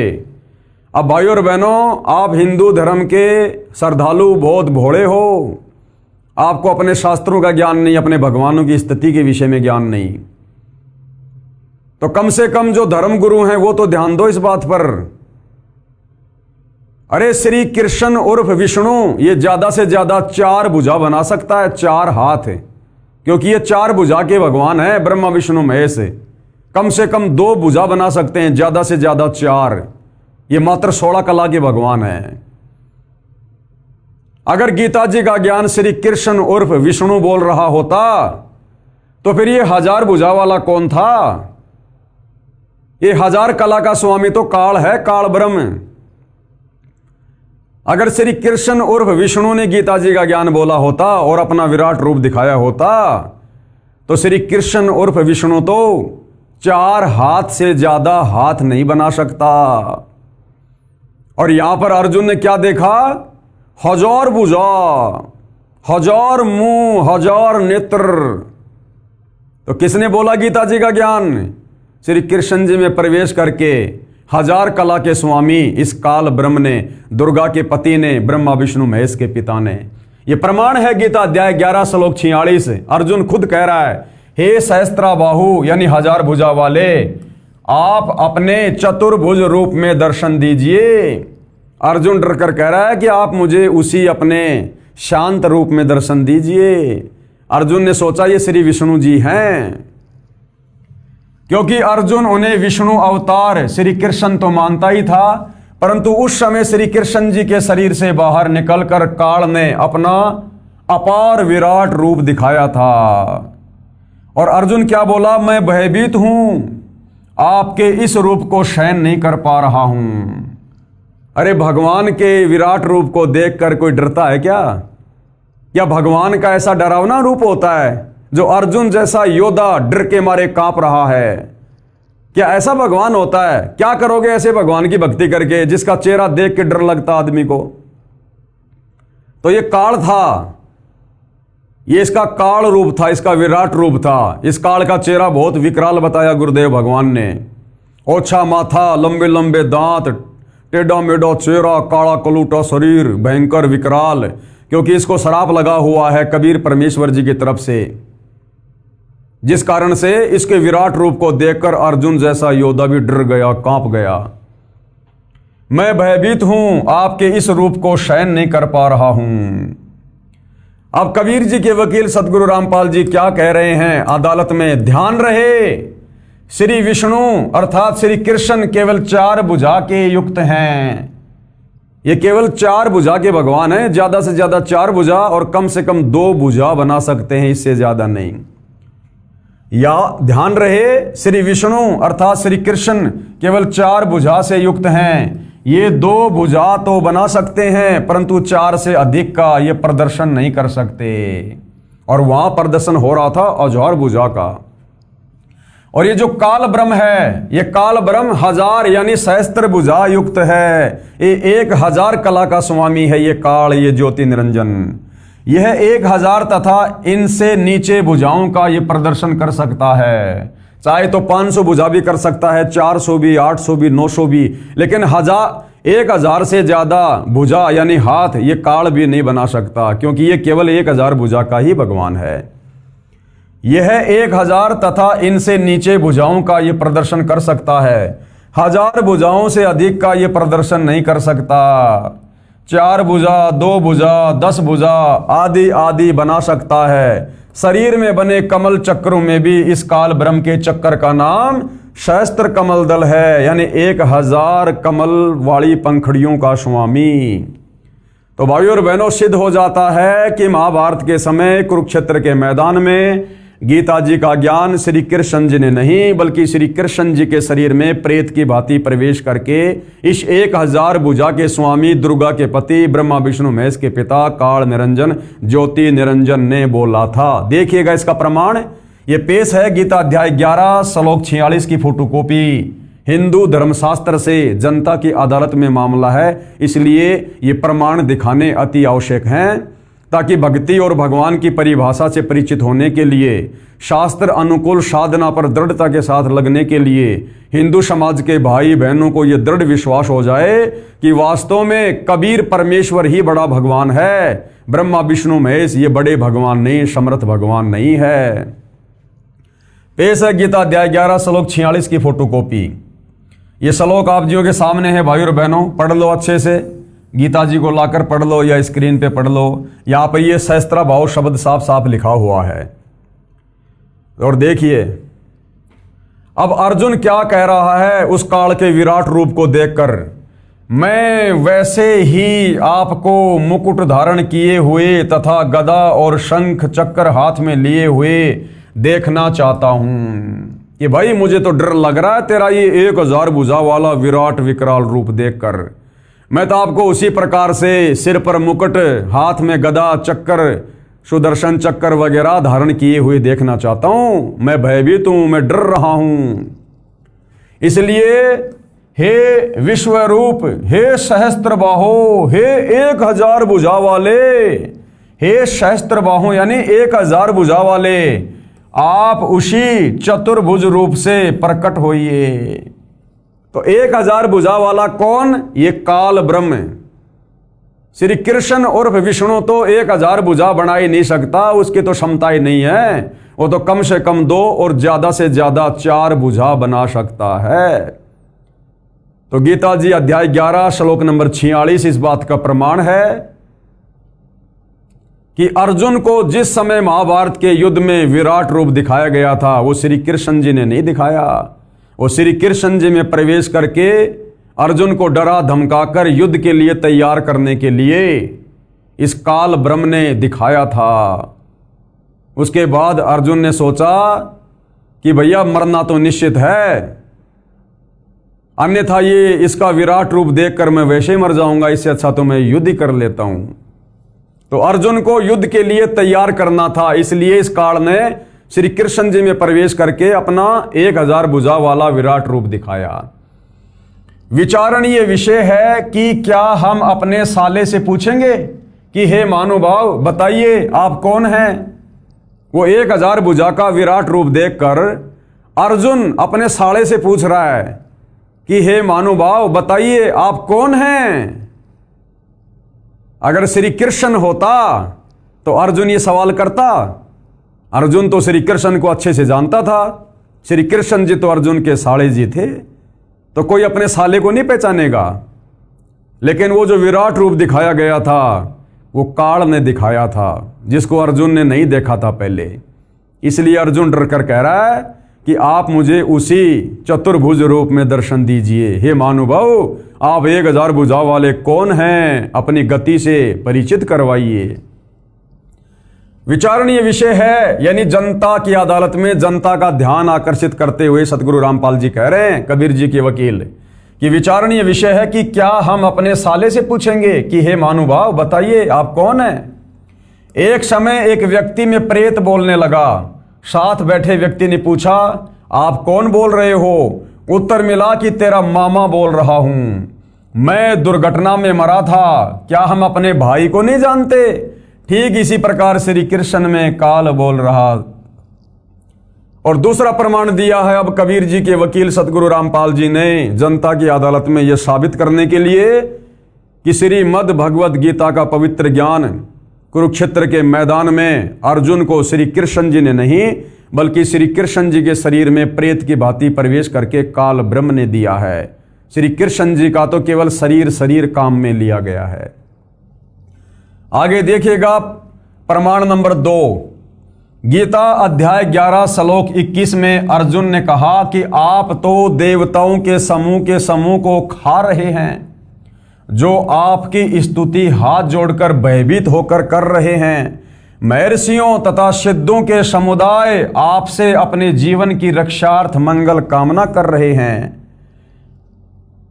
अब क्या कहा अर्जुन ने गीता अध्याय 11 श्लोक नंबर 21 में कि हे सहस्त्राबाहु, आप तो इन बड़े बड़े ऋषि महात्मा सिद्धों को भी खा रहे हैं, क्योंकि ये काल है, सबको खाता है, किसी को नहीं छोड़ता, ये श्राप लगा हुआ है। तो अर्जुन कह रहा कि जो आपके ओम नाम का उच्चारण कर रहे हैं, आप ही की स्तुति कर रहे हैं, आप ही की भक्ति कर रहे हैं, आप ही की महिमा कर रहे हैं, आप तो उन अपने भक्तों को भी नहीं छोड़ रहे, आप तो उनको भी खा रहे हैं, तो आप कौन हैं? उसके बाद उसने क्या जवाब दिया कि मैं कौन हूं। गीता अध्याय 11 श्लोक 32 में गीता ज्ञान दाता ने बताया कि हे अर्जुन, मैं बड़ा हुआ काल हूं, अब परवर्त हुआ हूं, यानी अभी अभी प्रकट हुआ हूं, अर्थात श्री कृष्ण जी के शरीर में अब प्रवेश हुआ हूं। सर्व व्यक्तियों का नाश करूंगा, विपक्ष की सर्व सेना यानी जो कौरवों की सेना है उसका भी नाश करूंगा, तू युद्ध नहीं करेगा तो भी नष्ट हो जाएगी। तो भाइयों और बहनों, बिल्कुल क्लियर हो गया है अर्जुन के ऐसा पूछने पर, और श्री कृष्ण जी में प्रेत की भांति प्रवेश और अपना वो विराट रूप दिखा रहा काल ब्रह्म 1000 कला का स्वामी सहस्त्राबाहु क्या कह रहा है गीता अध्याय 11 श्लोक नंबर 32 में। आंख खोल के देख लीजिए श्री कृष्ण जी के वकील साहिबानों, आप कह रहे हो कि हम तो धर्मशास्त्रों के ज्ञाता हैं और गीता जी का ज्ञान श्री कृष्ण जी ने बोला है, बच्चा बच्चा जानता है। तो यह गीता अध्याय 11 श्लोक नंबर 32 में वो गीता ज्ञान बोलने वाला क्या कह रहा है? गीता अध्याय 11 श्लोक 32 में, अध्याय 11 श्लोक 32 में गीता ज्ञान दाता ने बताया कि हे अर्जुन, मैं बड़ा हुआ काल हूं। क्या श्री कृष्ण जी ने अपने जीवन काल में महाभारत के युद्ध से पहले कभी कहा कि मैं काल हूं? क्या महाभारत के युद्ध के बाद कभी श्री कृष्ण जी ने कहा कि मैं काल हूं? कभी नहीं कहा। और ना श्री कृष्ण जी काल थे। अरे श्री कृष्ण जी तो जब बांसुरी बजाया करते थे तो गाय वगैरह, पशु पक्षी वगैरह, गोपियां वगैरह, ग्वाल बाल मंत्र मुग्ध होकर उनके चरणों में बैठ जाया करते थे, आनंद लिया करते थे। वो भला काल कैसे हो सकते थे? तो यहां पर यह कहना गीता अध्याय 11 श्लोक 32 में गीता ज्ञान दाता के द्वारा कि मैं बढ़ा हुआ काल हूं, काल, और अभी परवर्त हुआ हूं, यानी अभी अभी श्री कृष्ण जी के शरीर में प्रवेश करके मैं तुझे अपना विराट रूप दिखा रहा हूं। गीता अध्याय 11 श्लोक 32 में गीता ज्ञानदाता ने बताया कि हे अर्जुन, मैं बढ़ा हुआ काल हूं और अब परवर्त हुआ हूं, अर्थात श्री कृष्ण के शरीर में अब प्रवेश हुआ हूं। अब आया हूं मैं और सर्व व्यक्तियों का नाश करूंगा। विपक्ष की सर्व सेना तू युद्ध नहीं करेगा तो भी नष्ट हो जाएगी। अब भाइयों और बहनों, जनता की अदालत में ऐसा ठोस सबूत पेश कर दिया गया है।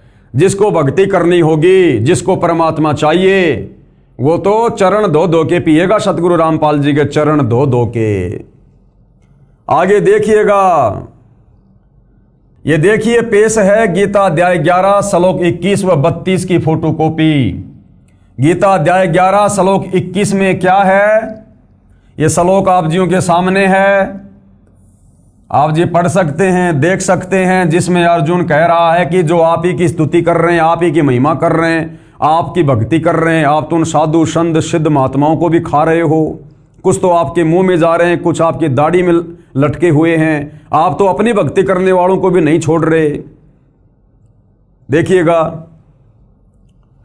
वे ही देवताओं के समूह आप में प्रवेश करते हैं और कुछ भयभीत होकर हाथ जोड़े आपके नाम और गुणों का उच्चारण करते हैं तथा महर्षि और सिद्धों के समुदाय कल्याण हो ऐसा कहकर उत्तम उत्तम स्तोत्रों द्वारा आपकी स्तुति करते हैं।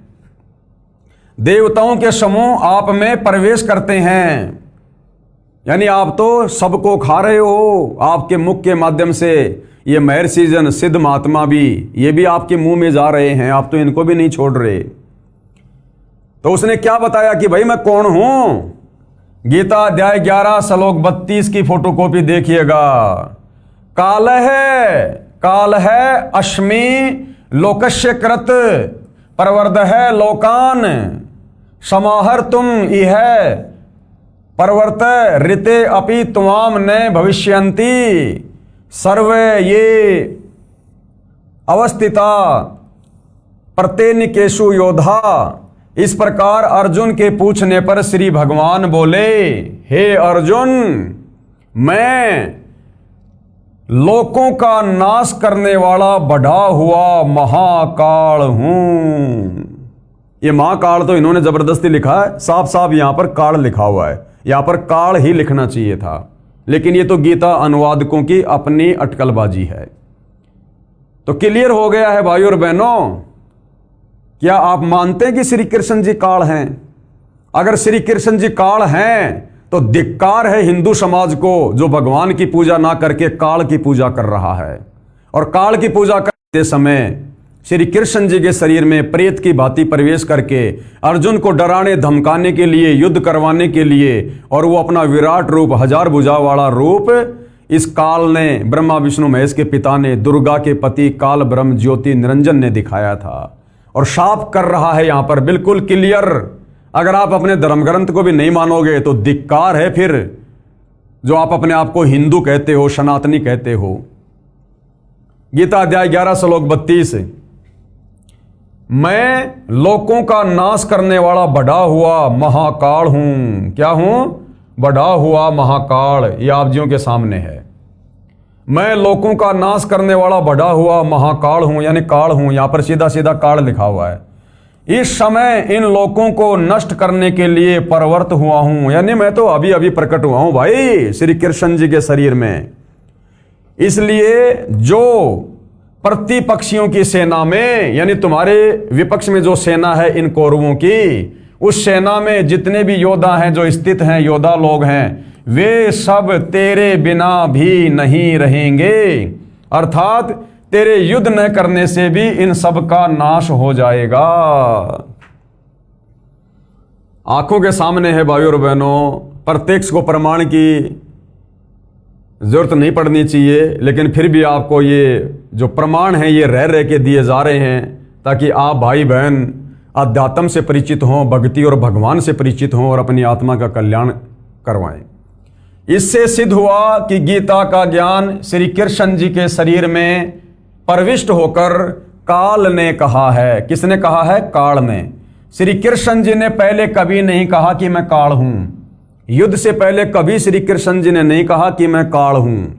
श्री कृष्ण जी को देखकर कोई भयभीत नहीं होता था, और अर्जुन तो उस विराट रूप को, विकराल रूप को देखकर कांप रहा है, जबकि श्री कृष्ण जी को देखकर कभी कोई डरता नहीं था।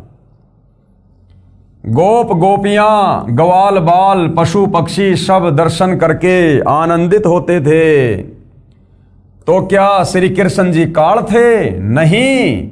इसलिए गीता ज्ञानदाता काल है। ये गीता का ज्ञान इस काल ने दिया है, ज्योति निरंजन ने दिया है, दुर्गा के पति ने, जिसने श्री कृष्ण जी के शरीर में प्रवेश करके गीता शास्त्र का ज्ञान दिया है।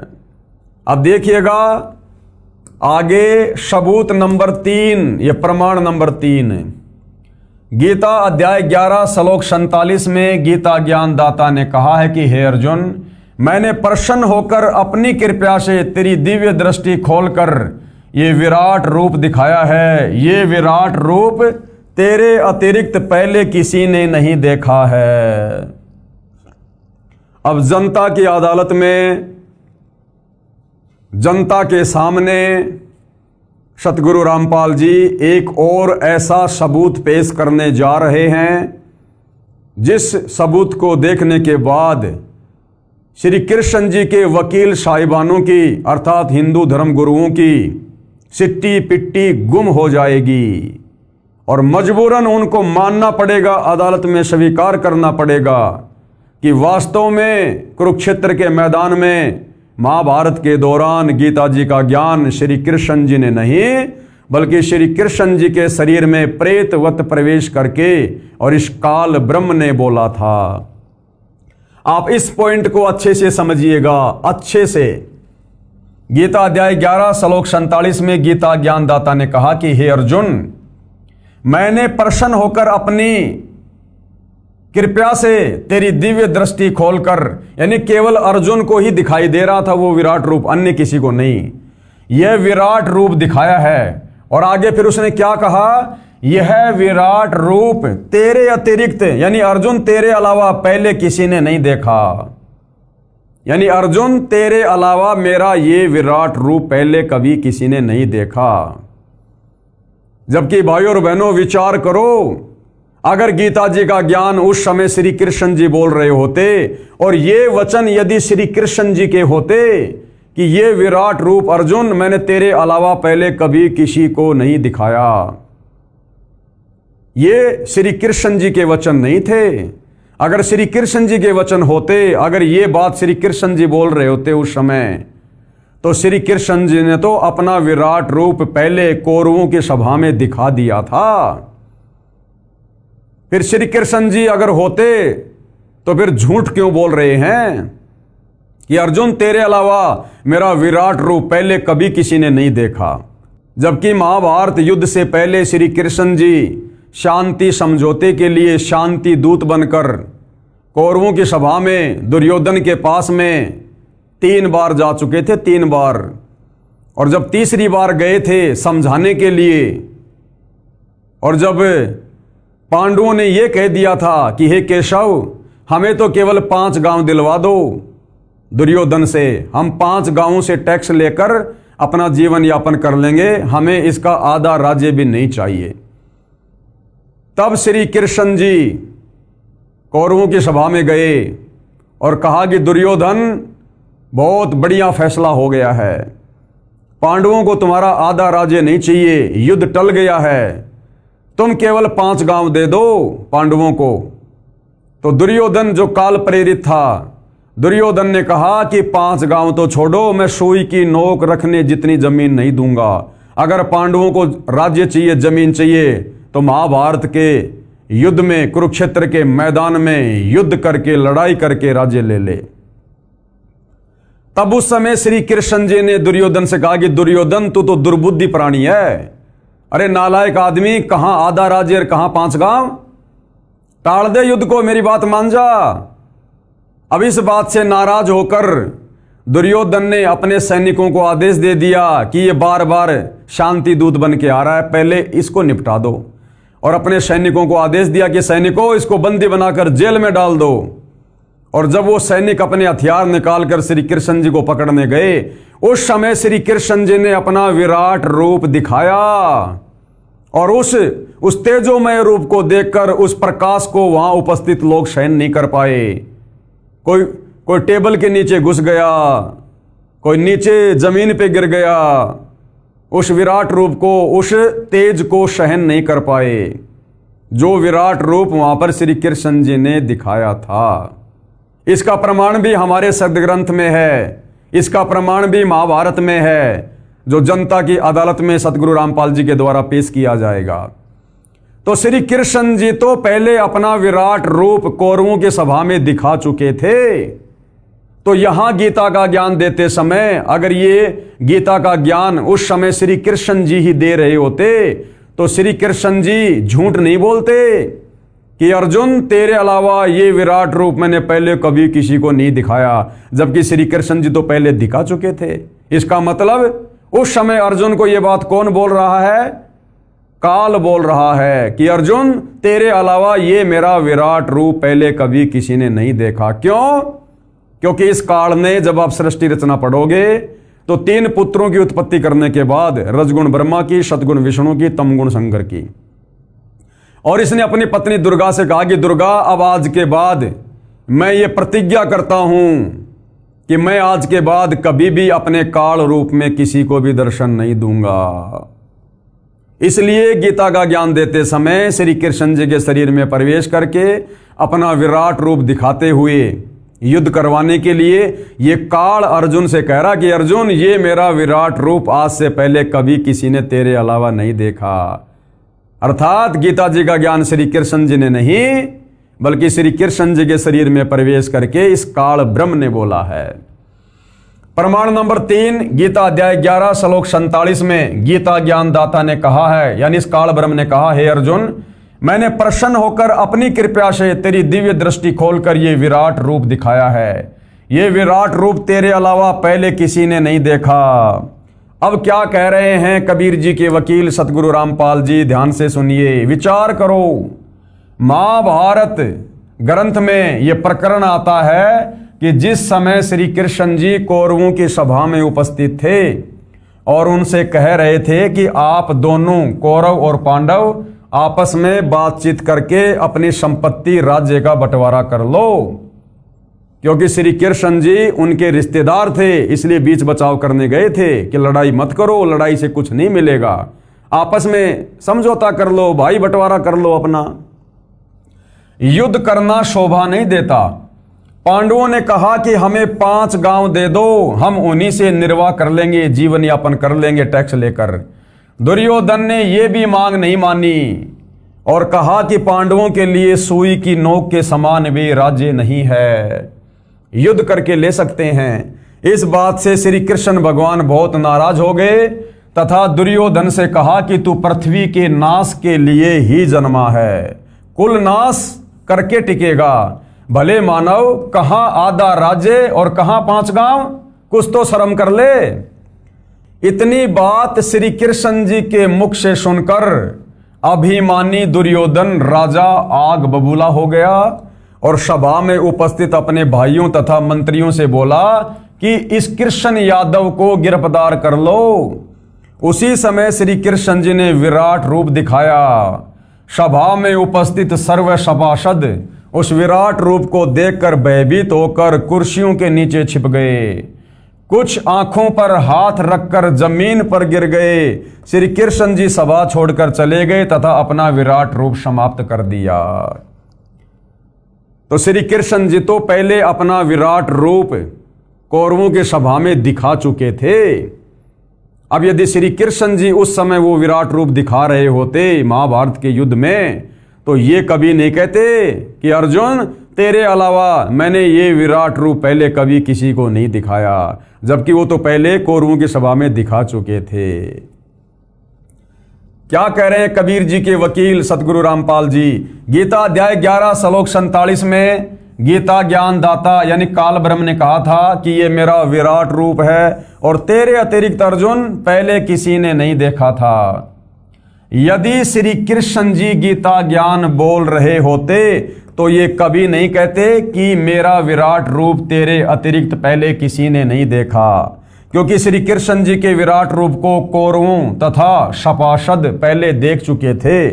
इससे भी सिद्ध हुआ कि श्रीमद् भगवद गीता का ज्ञान श्री कृष्ण जी ने नहीं कहा, उनके शरीर में प्रेतवत प्रवेश करके इस काल ने, क्षर पुरुष ने, ज्योति निरंजन ने, दुर्गा के पति ने, ब्रह्मा विष्णु महेश के पिता ने कहा था। ये तीसरा प्रमाण हुआ। इतने प्रमाण दिए जा रहे हैं श्री कृष्ण जी के वकील साहिबानों, हिंदू धर्म गुरुओं की आंखों के सामने कोर्ट में कबीर जी के वकील सतगुरु रामपाल जी के द्वारा इस बात को लेकर कि गीता जी का ज्ञान श्री कृष्ण जी ने नहीं बल्कि श्री कृष्ण जी के शरीर में प्रवेश करके काल ब्रह्म ने बोला था। प्रमाणों पे प्रमाण पेश किए जा रहे हैं, सबकी गर्दन नीची है, कोई जवाब हिंदू धर्म गुरुओं के पास में नहीं है। पेश है गीता अध्याय 11 श्लोक 47 की फोटोकॉपी आपकी आंखों के सामने है भाइयों और बहनों। ये श्लोक आप जियों की आंखों के सामने है, देख सकते हैं, पढ़ सकते हैं। आप पढ़े लिखे हैं, शिक्षित हैं, एजुकेटेड हैं। इस प्रकार अर्जुन की प्रार्थना को सुनकर श्री भगवान बोले, क्या बोले? हे अर्जुन, अनुग्रह पूर्वक मैंने अपनी योग शक्ति के प्रभाव से, यानी अपनी सिद्धि शक्ति के प्रभाव से, यह है मेरा परम तेजोमय, सबका आदि और सीमा रहित, यानी बहुत लंबा चौड़ा विराट रूप तुझको दिखलाया है। श्री कृष्ण में प्रवेश करके वो काल बोल रहा है, अपना 1000 भुजा वाला रूप दिखाता हुआ कि अर्जुन, मैंने अपनी सिद्धि शक्ति से, अपनी योग माया से तेरे को ये सीमा रहित लंबा चौड़ा अपना विराट रूप तुझको दिखलाया है, जिसे तेरे अतिरिक्त दूसरे किसी ने पहले नहीं देखा था। ध्यान से पढ़ो भाई और बहनों, जिसे, यानी इस विराट रूप को तेरे अतिरिक्त दूसरे किसी ने पहले नहीं देखा था। तो यदि गीता जी का ज्ञान श्री कृष्ण जी बोल रहे होते तो ये बात कभी भी नहीं बोलते कि तेरे अलावा पहले इस विराट रूप को किसी ने नहीं देखा, क्योंकि श्री कृष्ण जी तो शांति दूत बनकर जब कौरवों की सभा में गए थे तो उस समय अपना विराट रूप पहले दिखा चुके थे। तो इससे क्लियर हो गया, स्पष्ट हो गया, श्री पवित्र गीता जी से स्पष्ट हो गया कि गीता का ज्ञान श्री कृष्ण जी ने नहीं, बल्कि श्री कृष्ण जी में प्रवेश करके युद्ध करवाने के लिए, अर्जुन को डरा धमकाकर युद्ध के लिए तैयार करने के लिए इस काल ब्रह्म ने बोला था। प्रमाण के लिए पेश है गीता अध्याय 7 श्लोक 24 और 25 की फोटोकॉपी, जिसमें काल ब्रह्म यानी गीता का ज्ञान बताने वाले ने कहा है कि मैं कभी किसी के समक्ष प्रकट नहीं होता, कि मैं कभी किसी के सामने अपने ओरिजिनल काल रूप में प्रकट नहीं होता, क्योंकि इसको श्राप लगा हुआ है। अगर इसकी हकीकत का पता चल जाए कि ये काल है तो फिर इसकी पूजा कोई नहीं करेगा। ब्रह्मा विष्णु महेश, इसके 3 पुत्र, इसके लिए फिर भोजन पानी की व्यवस्था नहीं करेंगे। तो ये क्या कह रहा है? गीता अध्याय 7 श्लोक 24-25 की फोटोकॉपी, जिसमें काल ब्रह्म यानी गीता का ज्ञान बताने वाले ने कहा है कि मैं कभी किसी के समक्ष प्रकट नहीं होता, अपनी योग माया यानी भक्ति की शक्ति से छिपा रहता हूं। गीता अध्याय 7 श्लोक 24 की फोटोकॉपी है। देखो भाई और बहनों, ये पवित्र ग्रंथ बिल्कुल क्लियर कर रहे हैं। अव्यक्तम व्यक्तिम आपनम मनन्ते माम अबुद्धे परम भावम अजानतः मम अव्ययम अनुतम। ऐसा होने पर भी सब मनुष्य मेरा भजन नहीं करते। इसका कारण अब देखिएगा, बुद्धिहीन पुरुष यानी जिनको आध्यात्मिक ज्ञान नहीं है, जिनको तत्व ज्ञान नहीं है, वो व्यक्ति, वो भगत है। बुद्धिहीन पुरुष मेरे अनुत्तम अविनाशी परम भाव को न जानते हुए, अनुत्तम यानी घटिया।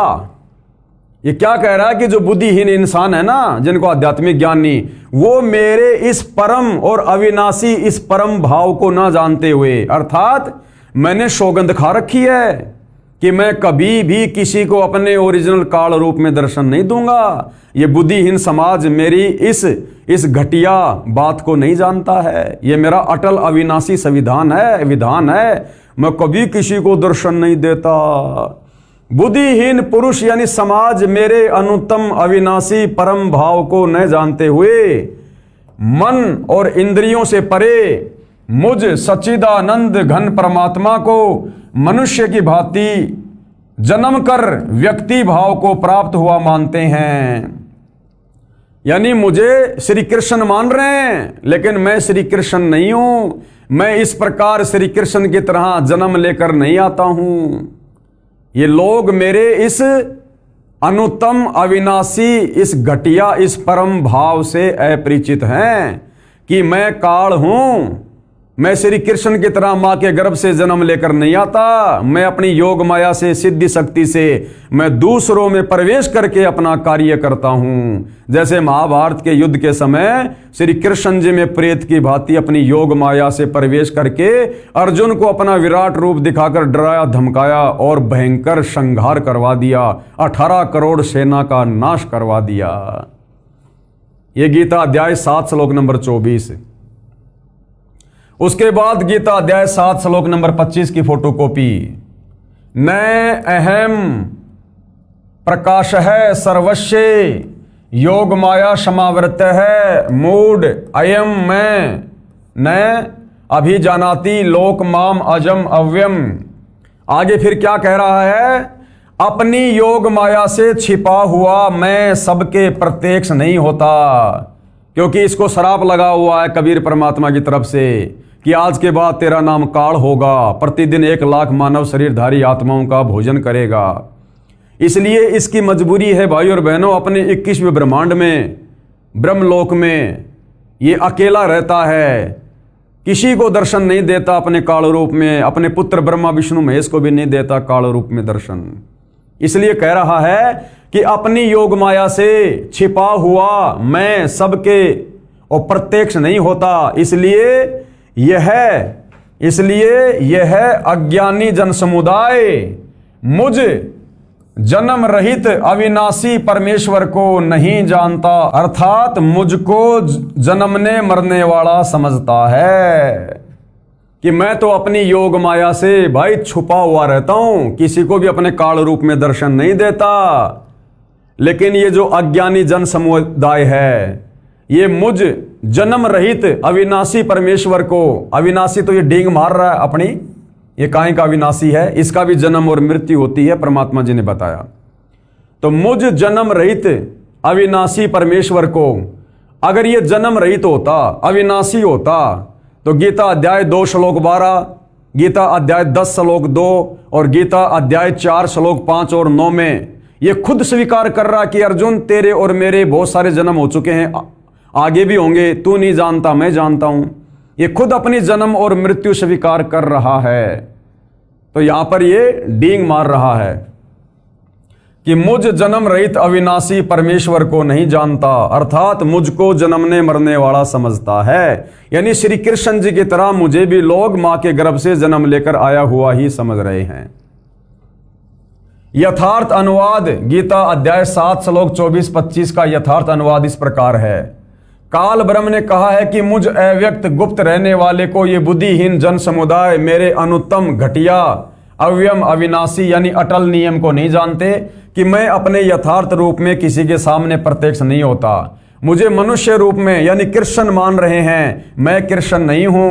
श्लोक 25 में कहा कि मैं अपनी योग माया से छिपा रहता हूं, किसी के सामने प्रत्यक्ष नहीं होता। ये मूढ़ अज्ञानी जन समुदाय मुझको इस प्रकार नहीं जानता कि मैं कृष्ण की तरह नहीं जन्मता। गीता अध्याय 4 श्लोक 9 में गीता बोलने वाले ने कहा है कि मेरे जन्म तथा ये कर्म अलौकिक यानी दिव्य हैं, यानी यह जन्मता मरता तो है कौन? ये काल, वह अलग परंपरा है।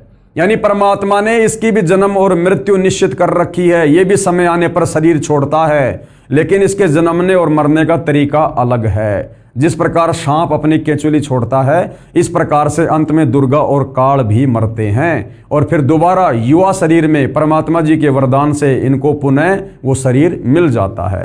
तो ये भी जन्मता और मरता है, लेकिन ये श्री कृष्ण जी की तरह मां के गर्भ से जन्म लेकर नहीं आता है। इसलिए कह रहा है कि ये मूर्ख जन समुदाय मेरे घटिया नियम से परिचित नहीं है। ये लोग मुझे श्री कृष्ण जी मान रहे हैं, लेकिन मैं श्री कृष्ण नहीं हूं। मैं तो उसके शरीर में प्रवेश करके अपना काम कर रहा हूं। यानी यह जन्मता मरता तो है, वह अलग परंपरा है। उपरोक्त दोनों श्लोकों से सिद्ध हुआ कि काल गुप्त रहकर कार्य करता है, यह किसी के सामने प्रत्यक्ष प्रकट नहीं होता। आगे और देखिएगा प्रमाण नंबर 4।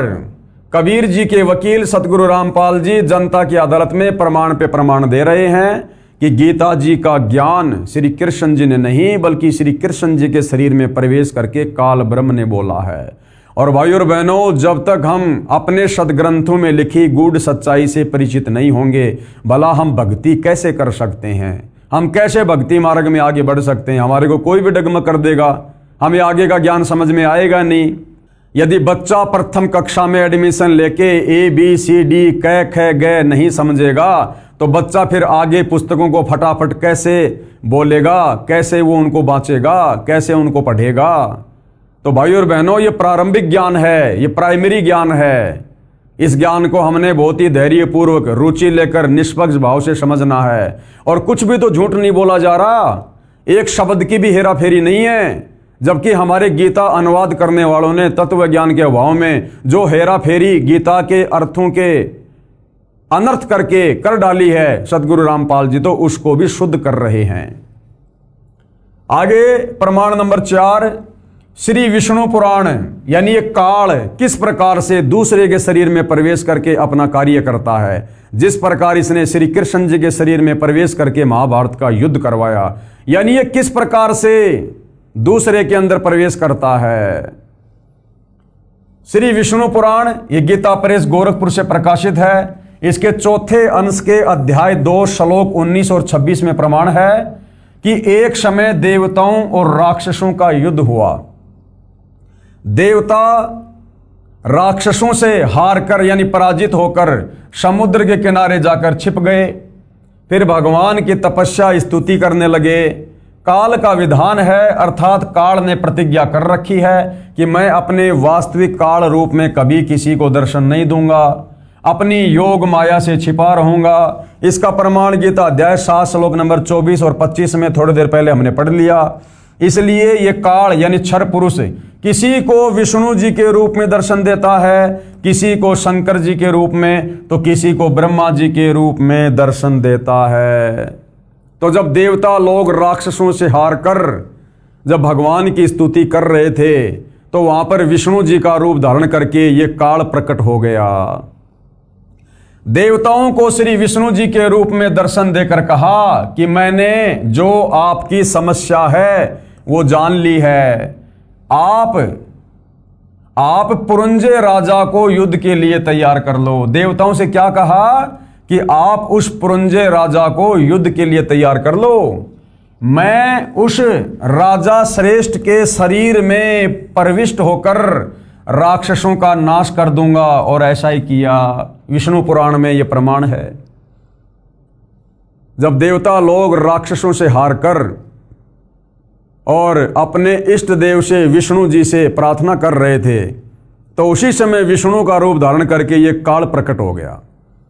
और काल ने कहा कि तुम्हारी जो भी समस्या है ना, वो मैंने जान ली है। तुम एक काम करो, तुम पुरंजय राजा को लड़ाई के लिए तैयार करो, और मैं उसके शरीर में प्रवेश करूंगा। जैसे महाभारत के समय श्री कृष्ण जी के शरीर में प्रवेश करके गीता का ज्ञान बोला, अर्जुन को डराया धमकाया, विराट रूप दिखाया और युद्ध करवाया। उसी प्रकार मैं उस पुरंजय राजा के शरीर में प्रवेश करूंगा भूत की तरह, और राक्षसों को पराजित कर दूंगा। तो ये काल इस प्रकार से अपने वास्तविक काल रूप में प्रकट ना होकर अन्य के माध्यम से अन्य के शरीर में प्रवेश करके या दूसरे का रूप धारण करके, विशेषकर अपने तीनों पुत्र ब्रह्मा विष्णु महेश के रूप में, इस प्रकार से ये अपनी लीलाएं करता है। अपनी आंखों से देखिएगा भाइयों और बहनों, विष्णु पुराण में यह प्रमाण पेश है। श्री विष्णु पुराण के चौथे अंश के अध्याय 2 से संबंधित प्रकरण की फोटोकॉपी। अब भाइयों और बहनों, जिस प्रकार से हर बात का सतगुरु रामपाल जी जनता की अदालत में सबूत पेश कर रहे हैं धर्म शास्त्रों से, क्या आज तक हमारे किसी भी आचार्य, शंकराचार्य, धर्मगुरु ने हमें भक्ति मार्ग को समझाने के लिए क्या इस प्रकार से कोई सबूत पेश किया? केवल मीठी मीठी कथाएं सुनाई, राम और भिलनी की, सुदामा श्री कृष्ण की, केवल अपना धार्मिक धंधा किया। आप और हमसे केवल शास्त्र विरुद्ध साधना करवाकर हमारे कर्म फुड़वाए। अब देखिए सतगुरु रामपाल जी शास्त्र अनुकूल साधना पर आप और हमें लगाने के लिए कितना संघर्ष कर रहे हैं, कितना प्रयत्न कर रहे हैं। एक एक बात के कितने कितने ये प्रमाण पेश किए जा रहे हैं। ये श्री विष्णु पुराण है आप जियों के सामने, और ये देखिएगा पुरंजय भी यह एक दूसरा नाम पड़ा।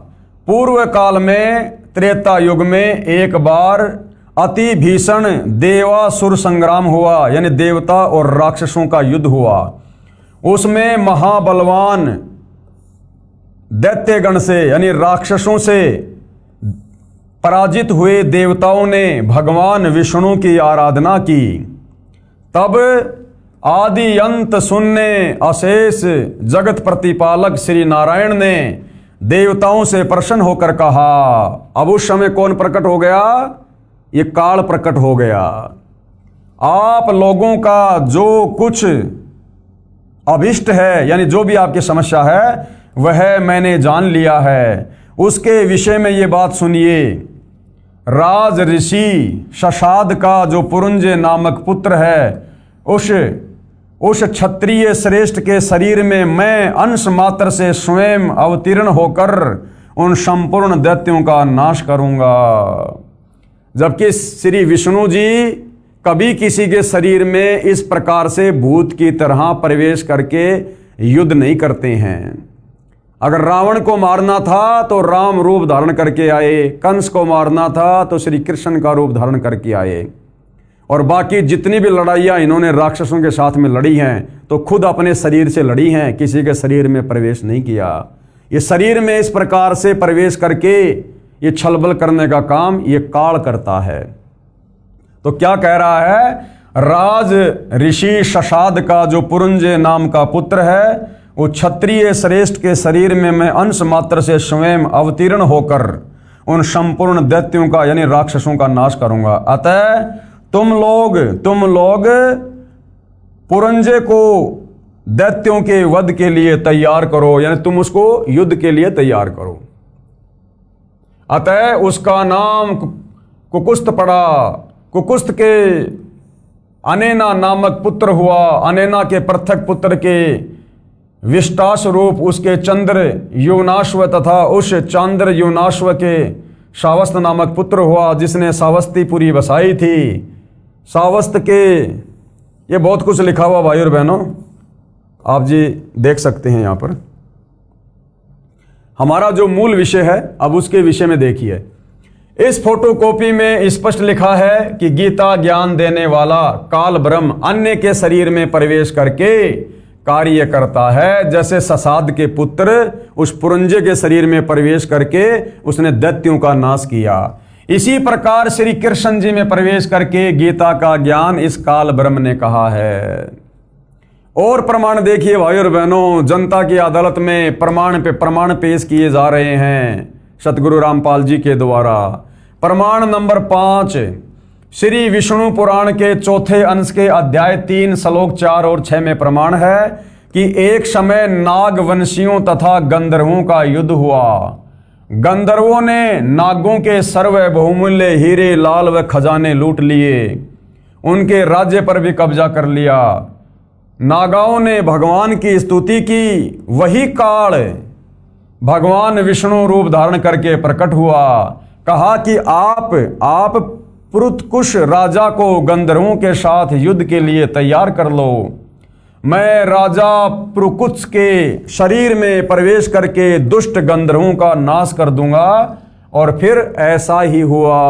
अर्थात ये काल किसी के सामने अपने वास्तविक काल रूप में प्रकट नहीं होता। ये अन्य के शरीर में प्रवेश करके या अपने तीनों पुत्रों में से किसी का भी ब्रह्मा विष्णु महेश का रूप धारण करके ये अपना कार्य करता है। पेश है श्री विष्णु पुराण के चौथे अंश के अध्याय 3 से संबंधित प्रकरण की फोटोकॉपी। अब देखिएगा, जो बात सतगुरु रामपाल जी ने बताई है गंधर्व और नागाओं में जिस प्रकार से युद्ध हुआ था, अब उसका ये प्रमाण ये श्री विष्णु पुराण से चौथा अंश है, तीसरा अध्याय है। मानधाता की संतति त्रिशंकु का सर्वागारोहण तथा सागर की उत्पत्ति और विजय। ये देखिएगा यहां से। पूर्व काल में रसातल में मोने नामक 6 करोड़ गंधर्व रहते थे। उन्होंने समस्त नाग कुलों के प्रधान और प्रधान रत्न और अधिकार छीन लिए थे। गंधर्वों के पराक्रम से अपमानित उन नागेश्वरों द्वारा स्तुति किए जाने पर उनके श्रवण करने से जिनकी विकसित कमल सदृश से आंखें खुल गई, निंद्रा के अंत में जगे हुए उन जलाशयी भगवान सर्व देवेश्वर को प्रमाण कर उनसे नागगण ने कहा, यानी नागगणों ने श्री विष्णु जी की प्रार्थना की तो वहां पर विष्णु रूप में काल प्रकट हो गया। भगवान, इन गंधर्वों से उत्पन्न हुआ हमारा भय किस प्रकार शांत हो तब आदि अंत रहित भगवान पुरुषोत्तम ने कहा, योनाश्व के पुत्र मानधाता का जो ये है पुरुकुत्स नामक पुत्र है, उसमें प्रविष्ट होकर यानी उसमें प्रवेश करके, जैसे श्री कृष्ण जी में इसने महाभारत के युद्ध के समय प्रवेश किया, ऐसे ही युवनाश्व के पुत्र मानधाता का जो ये पुरुकुत्स नामक पुत्र है, उसमें प्रविष्ट होकर यानी उसमें प्रवेश करके उन संपूर्ण दुष्ट गंधर्वों का नाश कर दूंगा। और ऐसा ही हुआ। अर्थात ये काल कभी भी अपने वास्तविक काल रूप में किसी के सामने प्रकट नहीं होता, इसने सौगंध खा रखी है। और इसी प्रकार इसने महाभारत के समय श्री कृष्ण जी के शरीर में प्रवेश करके युद्ध करवाने के लिए, और इसने गीता जी का ज्ञान कहा और अर्जुन को अपना विराट रूप दिखाया। उपरोक्त विष्णु पुराण की दोनों इन कथाओं से प्रमाणित हुआ कि ये काल भगवान यानी क्षर पुरुष का मतलब है नाशवान, जिसका जन्म और मृत्यु होती है, इस प्रकार अव्यक्त यानी गुप्त रहकर कार्य करता है। इसी प्रकार इसने श्री कृष्ण जी में प्रवेश करके गीता का ज्ञान कहा। इस बात को और अच्छे से समझाने के लिए, हिंदू श्रद्धालुओं के दिलो दिमाग में दृढ़ता प्रदान करने के लिए कि वास्तव में गीता जी का ज्ञान श्री कृष्ण जी ने नहीं बल्कि श्री कृष्ण जी के शरीर में प्रवेश करके काल ब्रह्म ने बोला था, जनता की अदालत में कबीर जी के वकील सतगुरु रामपाल जी 6 नंबर का एक और प्रमाण पेश करने जा रहे हैं। देखिएगा भाई और बहनों, प्रमाण आप जी की आंखों के सामने है। प्रमाण नंबर 6, महाभारत ग्रंथ में गीता प्रेस गोरखपुर यूपी से प्रकाशित में भाग 2 पेज नंबर 800 से 802 पर लिखा है कि महाभारत के युद्ध के पश्चात राजा युधिष्ठिर को राजगद्दी पर बैठाकर श्री कृष्ण जी ने द्वारिका जाने की तैयारी की। तब अर्जुन ने श्री कृष्ण जी से कहा कि आप वह गीता वाला ज्ञान फिर से सुनाओ, मैं उस ज्ञान को भूल गया हूं। श्री कृष्ण जी ने कहा कि हे अर्जुन, आप बड़े बुद्धिहीन हो, बड़े श्रद्धाहीन हो, आपने उस अनमोल ज्ञान को क्यों भुला दिया? अब मैं उस ज्ञान को नहीं सुना सकता, क्योंकि मैंने उस समय योग युक्त होकर और गीता का ज्ञान सुनाया था। जब वक्ता को ज्ञान नहीं तो श्रोता को कैसे याद रह सकता है? अगर गीता का ज्ञान श्री कृष्ण जी ने सुनाया होता तो ज्ञान उनको याद होना चाहिए ना। अर्जुन तो सुनने वाला था और अर्जुन को धमका रहा श्री कृष्ण कि तूने उस ज्ञान को याद क्यों नहीं रखा, तू तो बुद्धिहीन है, श्रद्धाहीन है। अरे जब ज्ञान बताने वाले को याद नहीं, कह रहा कि मैं नहीं सुना सकता, मैं भी भूल गया, उस समय तो मैं योग युगत था। जब श्री कृष्ण को गीता का ज्ञान सुनाते समय वो ज्ञान याद नहीं रहा, यदि सुनाया होता तो, जब बोलने वाले को ज्ञान याद नहीं तो सुनने वाले को कहां से रह जाएगा? जब वक्ता को यानी श्री कृष्ण जी को ज्ञान नहीं तो श्रोता यानी अर्जुन को कैसे याद रह सकता है? इससे सिद्ध है कि श्री कृष्ण ने गीता का ज्ञान नहीं कहा। इसके प्रमाण के लिए पढ़िए संक्षिप्त महाभारत ग्रंथ भाग 2 के पेज नंबर 800 से 802 की फोटोकॉपी इसी पुस्तक के पेज नंबर 78 और 80 पर, जो पहले हम पढ़ चुके हैं, देख चुके हैं। अब कबीर जी के वकील सतगुरु रामपाल जी जनता की अदालत में और जनता के सामने क्या कुछ कह रहे हैं, विचार करें। यानी परमात्मा चाहने वाली हिंदू समाज की आत्माएं, विचार करो। युद्ध के समय योग युगत हुआ जा सकता है, तो शांत वातावरण में योग युगत होने में क्या समस्या हो सकती है? अर्जुन के पूछने पर कि भगवान एक बार वो गीता जी वाला ज्ञान मुझे फिर से सुना दो, तो श्री कृष्ण जी कह रहे हैं कि तू तो बड़ा बुद्धिहीन है, बड़ा श्रद्धाहीन है, तूने याद क्यों नहीं रखा? हे अर्जुन, उस महाभारत युद्ध के समय तो मैंने योग युगत होकर गीता जी का ज्ञान सुनाया था। अरे भैया, जब हाथी घोड़ों की चिंगाड़ों की आवाज में बड़े बड़े वो अग्निबाण छूट रहे थे, बड़े बड़े योद्धा, 18 करोड़ सेना, कितना शोर शराबा होगा। जब उस समय श्री कृष्ण जी योग युगत होकर समाधि लगाकर ज्ञान सुना सकते हैं, तो इस समय तो अर्जुन के साथ में महल में बैठे हैं, तो महल में तो वैसे ही शांति है, शांत वातावरण है। जब लड़ाई झगड़े के माहौल में कोई समाधि लगा सकता है तो शांति के वातावरण में तो तुरंत समाधि लगनी चाहिए, तुरंत। लेकिन उसके बाद भी श्री कृष्ण जी अपने आप को बचा रहे हैं कि अब मुझे भी वो ज्ञान ज्यों का त्यों याद नहीं है। अरे भैया, आपने बोला होता तो याद होता। विचार करें, युद्ध के समय योग युगत हुआ जा सकता है, तो शांत वातावरण में योग युगत होने में क्या समस्या हो सकती है। वास्तव में ये ज्ञान काल ने श्री कृष्ण में प्रवेश करके बोला था। श्री कृष्ण जी को स्वयं तो वह गीता का ज्ञान याद नहीं। यदि वे वक्ता थे, यदि वो ज्ञान श्री कृष्ण जी ने बोला था, तो वक्ता को तो सर्व ज्ञान याद होना चाहिए। श्रोता को तो प्रथम बार में 40% ज्ञान याद रहता है। इससे सिद्ध है कि गीता का ज्ञान श्री कृष्ण जी में प्रवेश होकर काल यानी क्षर पुरुष ने बोला था। उपरोक्त इन प्रमाणों से स्पष्ट हुआ कि श्रीमद् भगवद गीता का ज्ञान श्री कृष्ण ने नहीं कहा। उनको तो पता ही नहीं कि क्या कहा था। अगर पता होता तो अर्जुन की प्रार्थना पर वो सत्संग, वो ज्ञान जो क्या त्यों सुना देना चाहिए था, बता देना चाहिए था। अर्थात श्री कृष्ण जी के शरीर में प्रवेश करके काल पुरुष, क्षर पुरुष ने बोला था।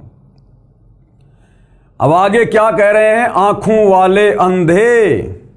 आंखों वाले अंधे कौन? आंखों वाले अंधे हमारे हिंदू धर्म गुरु आंखों वाले अंधे।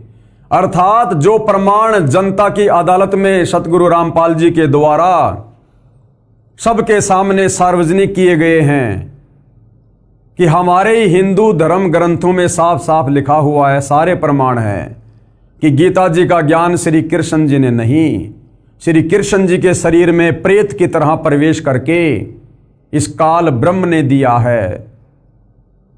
और आंखों वाले अंधे अर्थात ये हमारे धर्म गुरु जो श्री कृष्ण जी की तरफ से उनके परमात्मा होने को लेकर पैरवी कर रहे हैं कि हमने हिंदू धर्म ग्रंथ पढ़े हैं, हम हिंदू धर्म के सर्वश्रेष्ठ धर्म गुरु हैं और हमारे धर्मशास्त्रों में लिखा है कि श्री कृष्ण अर्थात विष्णु परमात्मा हैं, गीता का ज्ञान श्री कृष्ण ने बोला है। तो कबीर जी के वकील सतगुरु रामपाल जी जनता की अदालत में और उन श्री कृष्ण जी के वकीलों को, हिंदू धर्म गुरुओं को आंखों वाले अंधों की संज्ञा दे रहे हैं कि ये तुम्हारे धर्म गुरु, ये आचार्य शंकराचार्य, संत महंत मठाधीश, ये कथावाचक, ये आंखों वाले अंधे हैं। अंधे आंखें होते हुए भी और उस तत्व ज्ञान के अभाव में ये आज तक भगत समाज को ये नहीं बता पाए कि पवित्र गीता जी हमें क्या कहना चाहती है, क्या समझाना चाहती है। गीता का ज्ञान श्री कृष्ण ने बोला या श्री कृष्ण में प्रवेश करके काल ने बोला, ये आज तक ना खुद समझ पाए, ना हिंदू समाज को समझा पाए। और परमात्मा चाहने वाली आत्माओं को पवित्र गीता जी के विरुद्ध साधना करवा रहे हैं। इसलिए सतगुरु रामपाल जी ने हिंदू धर्म गुरुओं को आंखों वाले अंधों की संज्ञा दी है। और भाइयों और बहनों, जनता की अदालत में अब आगे कबीर जी के वकील सतगुरु रामपाल जी के द्वारा और क्या क्या बातें रखी जाएंगी, हिंदू समाज को अपने शास्त्रों से परिचित करवाने के लिए, भक्ति और भगवान की परिभाषा से परिचित करवाने के लिए श्री कृष्ण जी के वकील साहिबानों, हिंदू धर्मगुरुओं के सामने हिंदू धर्म ग्रंथ दिखाकर और क्या क्या बताया जाएगा, ये हम जनता की अदालत में अगली एपिसोड में देखेंगे, सुनेंगे, समझेंगे। तब तक भाइयों और बहनों, आज के इस वीडियो में केवल इतना ही। ये वीडियो देखने के बाद आप हिंदू समाज से जुड़े भाई बहनों ने आत्मचिंतन और मंथन करने की अति आवश्यकता है। आपकी आंखों के सामने आप ही के धर्म ग्रंथों से प्रमाण पेश किए जा रहे हैं। हाथ कंगन को आरसी क्या, पढ़े लिखे को फारसी क्या। वीडियो समाप्ति के बाद आप जी ने इन पॉइंटों पर जरूर विचार करना चाहिए। इस पवित्र पुस्तक कबीर बड़ा या कृष्ण, आप इसको गूगल से डाउनलोड कर सकते हैं या सतगुरु रामपाल जी की वेबसाइट है www.jagatgururampalji.org। आप यहाँ से भी इस पवित्र पुस्तक को डाउनलोड करके पढ़ सकते हैं। और ये वीडियो जो आपको बता दिया गया है, आपको दिखा दिया गया